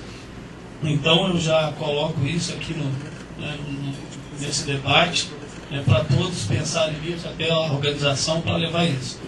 E eu quero falar uma coisa aqui, até para a Renata. Renata, eu sempre critiquei o governo e nunca sabia por que ele fazia ou deixava de fazer. E hoje eu estou no governo. E hoje eu sei que a dificuldade do governo não é só você assinar uma folha ou falar assim, isso aqui tem que fazer. Não é isso. Tá? Nós temos muitos políticos interessados em várias coisas, interesse próprio, a gente não precisa falar aqui para ninguém, e que, infelizmente, tudo isso que a gente debate, tudo que a gente coloca, a gente precisa desse aval, dessas pessoas, desses políticos. É bonito o discurso do país, que é como estudante, eu acho bonito, eu concordo, eu assino 100%, mas eu acho que tem que ser uma coisa mais palpável, com mais, como se diz, com mais, realmente uma coisa assim que você possa mostrar.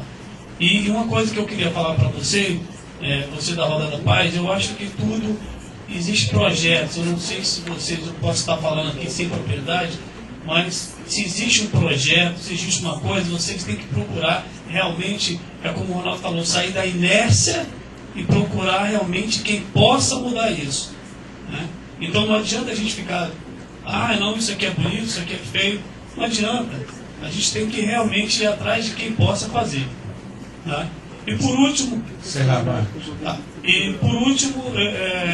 eu gostaria até de falar da nossa juventude, né? Eu acho o seguinte: hoje a gente passa por um processo, mas a juventude ela mudou radicalmente, né? Em todos os aspectos. E radicalmente a gente fala até que você vê esses protestos, eu vejo com muito bons olhos também, mas sem ser uma maneira agressiva do jeito que está sendo. Então, até para que se possa fazer no Brasil, aqui na nossa cidade, protesto realmente que você mostre a cara, Obrigado, que você Marcos. tenha realmente o que falar, o que mostrar, e não ficar escondendo e se ater a coisas que não tem necessidade. Obrigado, Marcos. Jacques Philippe. Meu nome é Jacques Philippe, sou morador aqui da quadra 716, desde 75. Eu vi essa quadra se mudar, transformar completamente. Originalmente, a quadra 716, assim como essa, 916, são quadras terminais que sofrem muito com várias quadras terminais. Dentre inúmeros exemplos, a gente pode citar aqui, e é bom que essa universidade também está participando dessa construção, desse debate. Eu participei em 2003, fui participante do debate sobre o Noroeste. Em 2003, um fórum sobre o Noroeste, no qual nem o reitor da UNB compareceu, quiçá o governo da época. Temos inúmeros exemplos aqui de malversação, de desvios de finalidade urbana da região, para citar como exemplo local, dentre vários outros do DF. Temos o Extra, que devia ser uma área hospitalar. Temos o Shopping Boulevard Carrefour, que deveria ter sido o setor terminal, setor de integração urbana, no qual foi completamente desvirtuado. Temos o Walmart, o Atacadão, e só para colocar, para questionar como é que eu posso crer na legitimidade de espaços de discussão como esse, né, no qual o governo propõe, a Secretaria de Transporte propõe um espaço de discussão. Como é que a gente pode crer na legitimidade de um espaço como esse, quando, por exemplo, no ano passado eu compareci à reunião do CONPLAN, do Conselho de Planejamento, que é um conselho no qual o governo está inserido, e o próprio governo apoia a expansão do Noroeste 2, vota a favor da expansão do Noroeste 2. E aqui, localmente, como exemplo, nós vemos 5 condomínios. A presença desses 5 condomínios nas áreas da quadra 900 já seria um fator para o Noroeste não existir. Ou seja, se o Noroeste 1 já é uma cagada, o Noroeste 2 e 3 e por aí vai, não deveria sequer passar pela decisão do governo. Tá? Ou seja, como é que a gente pode crer em espaços de discussão propostos pelo governo, quando o mesmo governo apoia a construção de condomínios em locais que não eram destinados, desvirtuando completamente espaços urbanos que não deveriam ser constituídos, e aqui a gente vê questões. Então, como morador desde 75 da quadra, eu coloco essa questão, esse questionamento da legitimidade do governo realmente para colocar questões de forma concreta e real. Obrigado, Jacques. Zé Maria Palmieri.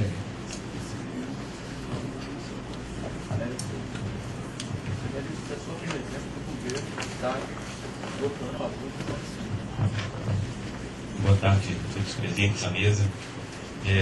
Gostaria de parabenizar o Ronaldo, porque de início eu voltei a morar em Brasília depois de 13 anos em São Paulo.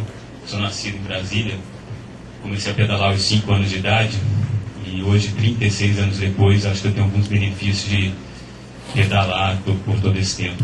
Já me arrisquei muito no asfalto, participava de competições aqui em Brasília e vi uma Brasília onde eu esperava 8 horas da noite para ir treinar no Eixão e na esplanada dos ministérios, porque eu falava que Brasília era uma pista de ciclismo a céu aberto. E me arrisquei muito nas ruas de São Paulo e de volta a Brasília me assustei com uma coisa que era prevista e não planejada, que era crescimento, a explosão demográfica e todo esse caos que nós vemos hoje. Quanto ao asfalto, eu não vou entrar num detalhe técnico, eu tinha uma desconfiança quanto ao concreto, mas bem, ontem vim para cá de bicicleta, saí do final da Asa Sul, peguei a ciclovia, tive que descer competindo com os carros até as 400, peguei a ciclovia, encontrei dificuldade nas ligações na Catedral para vir para a Asa Norte, depois passei pelo NB, só para verificar as ciclovias, fui conferir em logo e vim aqui para 16. Encontrei dificuldades nas interligações. Chegando aqui, encontrei o Gustavo estacionando a bicicleta, ele veio do Sudoeste, comentei, não sabia que ele era secretário de governo.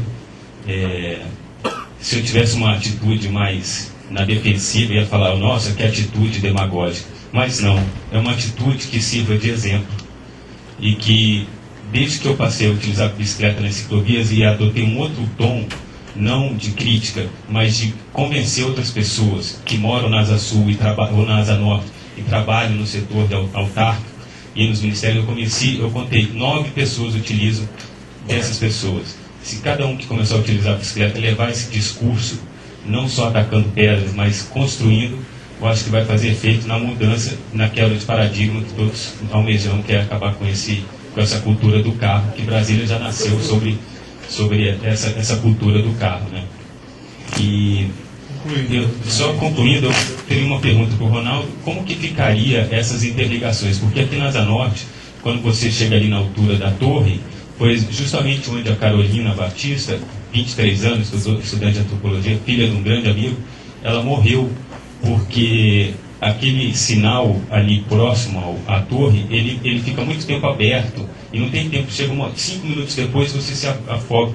Ela morreu na esquina, porque um carro vinha olhando quem estava vindo outro carro e muito próximo ao meio-fio. Ela se chocou, infelizmente, mais uma que perdeu a vida. Eu já tive 5 amigos que perderam a vida de bicicleta. Obrigado mais uma vez. Juliana.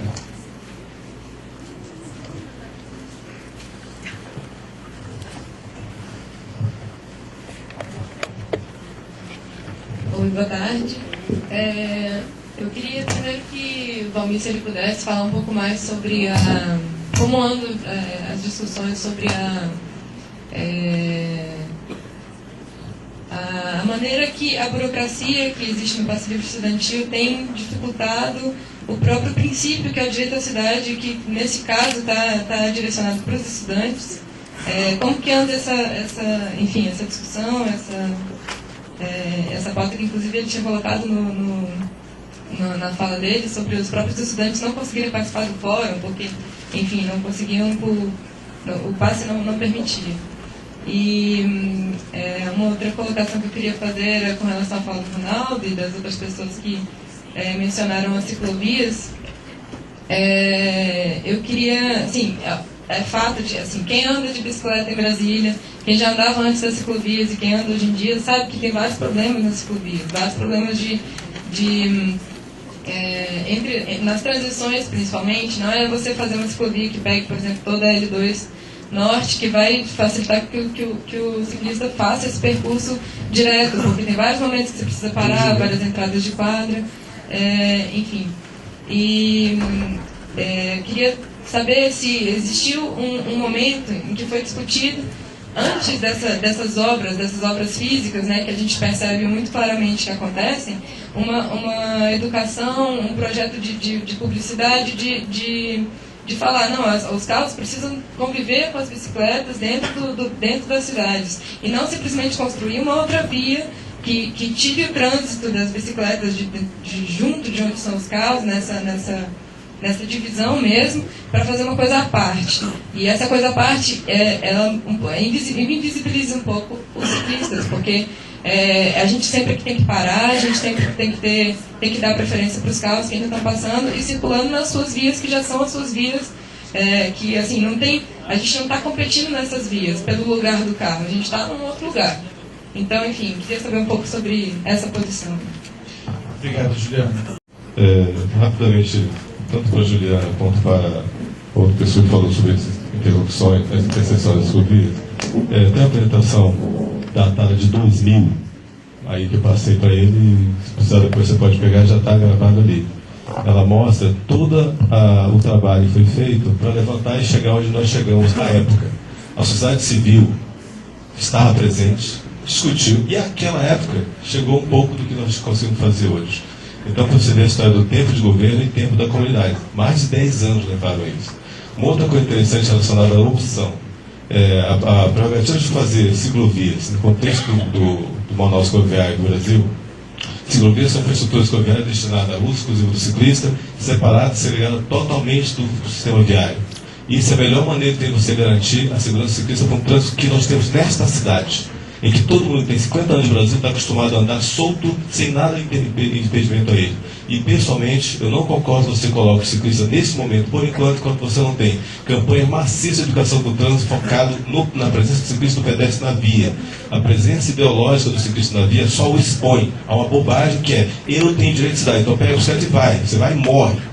Tá? Ou se acidenta, ou fica sequelado. Por quê? Porque você tem um motorista mal pensado para cá. Essa é a primeira coisa importante. Então não adianta essa história de ter cidade, não adianta. Você vai se acidentar. Eu sou um acidentado do trânsito por conta disso, e desde que isso eu resolvi fazer esse meu trabalho. Outra coisa importante é proposta. Com bom virginiano, nunca a gente faz nada se não fizer proposta. As ciclovias não são integradas, realmente não o são. Então você passa muito tempo do seu trabalho pensando como vou integrá-las. Convencendo o Dr. Berger, que é o secretário de Casa Civil, caraca, velho, vamos fazer alguma coisa, porque não vai dar certo, não está conseguindo chegar de um ponto ao outro, tá certo? Porque a malha cicloviária, do jeito que está concebida, de verdade, precisa de ajustes. Então você vai ler e fala: primeiro garanta o orçamento de 2014 para a ciclovia. Beleza, está acordado isso, pactuado com ele, é o secretário de Casa Civil, certo? Vai chegar a peça de orçamento lá com o valor X, 36 milhões de reais para 2014, para completar isso. O que é isso que eu estou falando? É uma possível licitação de pequenos projetos de integração, em que você vai juntar aonde a ciclovia não se toca, naquele primeiro mapa, por favor, aquela malha, onde ela não se toca, ela vai se tocar. Então são pequenas empresas, não essas grandes empresas que estão por aí ganhando dinheiro de licitação. Pequenas empresas, tem uma empresa pequenininha, para 1,5 km e vai juntar o final da Asa Norte, passando pelo Livres, chegando no setor bancário norte. Assim vai ser feito. Tá? Porque proposta de projeto. Então você escreve o projeto, mostra para o cara e diz assim: ó, faz isso, bicho. Você não tem ninguém especializado nisso, então faz favor. Você junta 3, 4 pessoas que entendem disso, de bicicleta, de planejamento, de projeto, de CAD, e levar o projeto pronto. Para de conversar, mostra. Isso aqui é uma proposta para fazer que a ciclovia do eixo monumental, as ciclovias onde não se tocam, consigam passar por cima da W3, do eixão, sem necessariamente a ciclovia sair da grama e de volta na calçada e até no asfalto, depois voltar para a grama de novo. Isso aqui é uma passarela de madeira colada reciclada. Está feito para ser colocada, essa é uma tecnologia que o Brasil desenvolveu lá no Rio Grande do Sul, está aí disponível, a Universidade de Brasília. Estamos falando com o CPAB para desenvolver uma proposta de escola que constrói isso em Brasília, com aluno de Brasília, no Centro de Pesquisa e Desenvolvimento do Bambu, aqui na Universidade de Brasília. Então você tem boa ideia, tem expertise? Toca.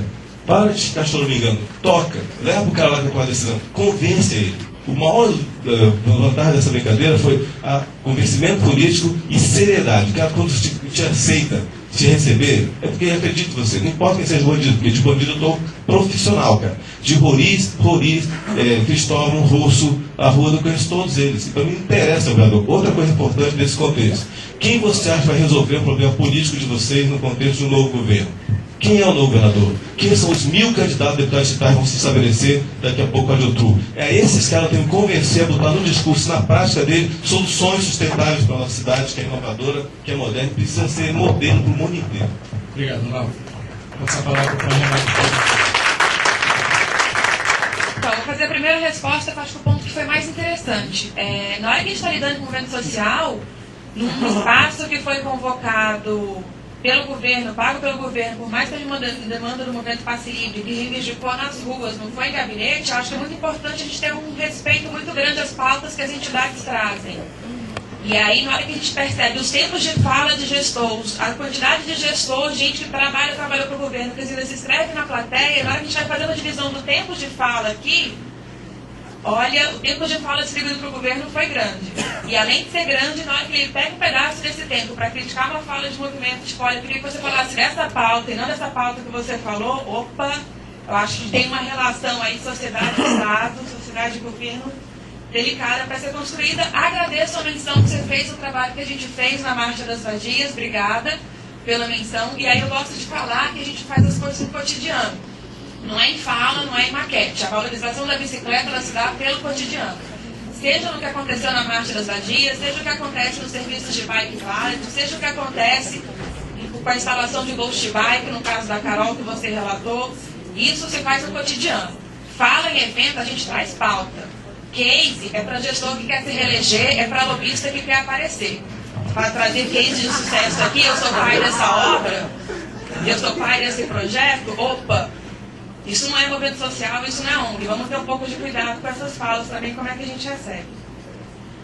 O Marcos ali atrás, a questão de iniciativa. Olha, tem um decreto pronto para o Berger ou para o Vasquez assinar assim que eles quiserem. Então, eu te chamo junto, na hora que você quiser pressionar o governo em questão de iniciativa, sair da inércia e tal, estamos aí. Mas eu volto a falar, não é falta de projeto, não é falta de solução. Falta de informação, falta de recursos, era desculpa para 30, 20 anos atrás. Para um BRIC, sei lá o que, da economia, não sei, potência, falta de recursos não é mais desculpa. Sociedade da informação, internet, tudo, falta de informação também não é mais desculpa. Né? Então, a gente tem que perceber por que as coisas acontecem ou não acontecem.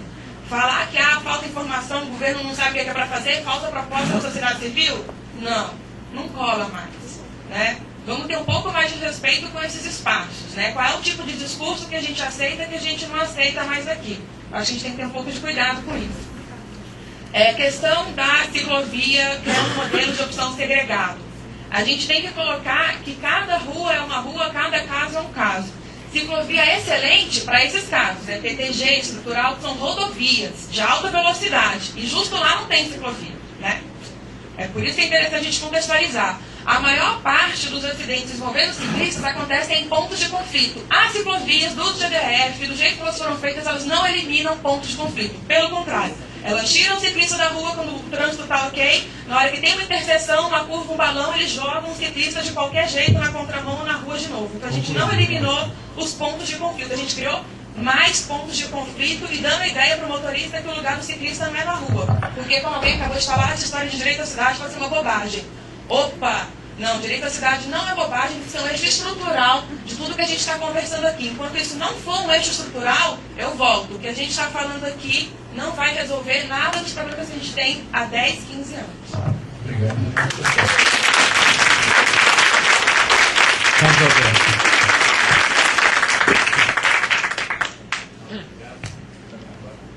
Agora, sim.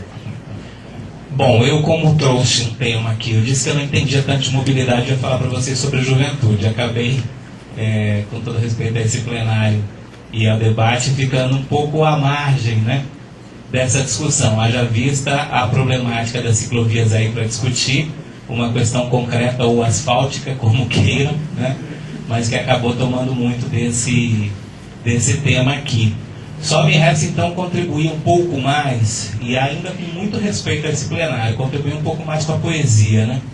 Dizer para vocês o seguinte, esse debate começa aqui, ou ele continua aqui, porque já começou com muita gente antes daqui, mas ele não pode, a gente não pode achar que ele se conclui nessa mesa, né? Então eu fico à disposição, tanto dos conselheiros e das conselheiras, quanto de todos os participantes deste plenário e deste debate, para nós conversarmos sobre a política de juventude.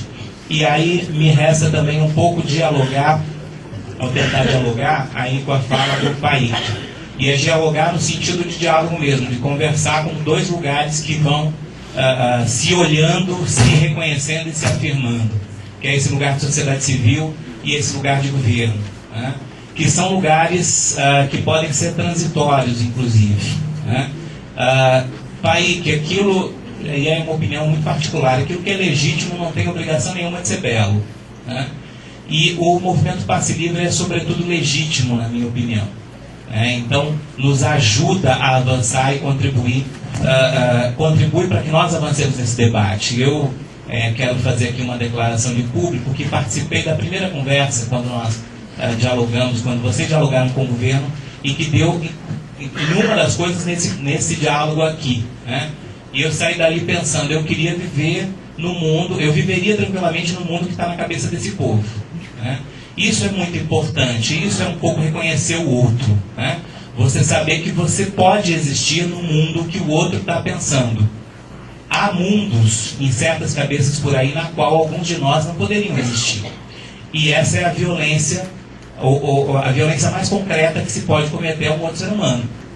Né? Você pensar as coisas de modo a negar aquilo que o outro é, sobretudo. Né? Então, o que eu quero dizer, e que eu ia contribuir com a poesia, é que nesse lugar, essa história toda tem que ser construída a partir desses lugares, a gente compreendendo que, sim, a base dessa conversa, desse diálogo, a base para a gente avançar é o conflito, é a luta pelo reconhecimento. Né? Onde não há tensionamento, eu desconfio se há democracia. E onde não há democracia, eu não acredito que possa haver avanço. Né? A base desse diálogo é o conflito, porque ele é a luta pelo reconhecimento. Nós estamos falando de política pública. Se você falasse em política pública há 15, há 20 anos atrás, ou há 30 anos atrás, você ia ter que primeiro explicar do que você está falando, o que é política pública. Né?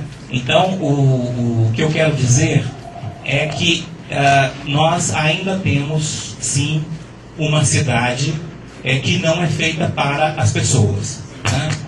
Nós ainda temos uma máquina pública que não é feita para gerir o interesse público de modo com que as pessoas possam ser, com que elas possam realizar. Esse é um problema concreto, essa é uma questão concreta para a gente debater e avançar. Eu quero dar o exemplo para vocês, ou como testemunho aqui, um pouco sobre aquilo que eu falei no início dessa conversa. Centros de juventude, programa Renda Jovem de Cidadania, uma política distrital de juventude que certamente não contempla ainda todas as dimensões possíveis do que é um atendimento integrado, do que é uma política pública integrada com relação à juventude. Mas testemunhar para vocês o seguinte, quer dizer, nós encontramos pessoas de absoluta boa vontade no governo, mas esta máquina é incapaz ainda de compreender, de assimilar esse debate. E o que eu quero dizer com isso é que a Coordenadoria de Juventude, quando ela propõe a criação de um centro de juventude, ela tem que virar Secretaria de Obras, porque ela tem que fazer o projeto arquitetônico, ela tem que virar órgão finalístico, porque ela tem que pensar a licitação do espaço, ela tem que pensar absolutamente tudo. Quando a gente pensa que essa máquina é diferente, né? Que há quem propõe a política, e cada um tem o seu pedacinho ali para fazer. Não é, quer dizer, cada lugar é um governo. Né? Infelizmente, essa é a realidade. Né?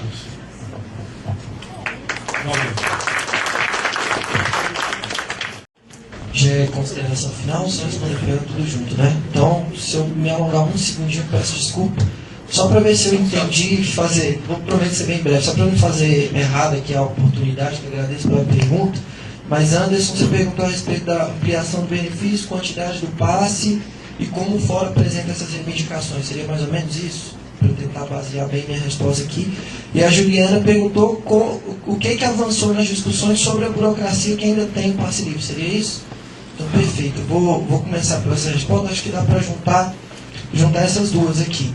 No princípio, aí eu vou fazer uma fala, vou pegar um pouquinho que você falou bem rápido, acho que cabe, quando você fez o comentário da fala do Zé Walter, do Fórum de 86.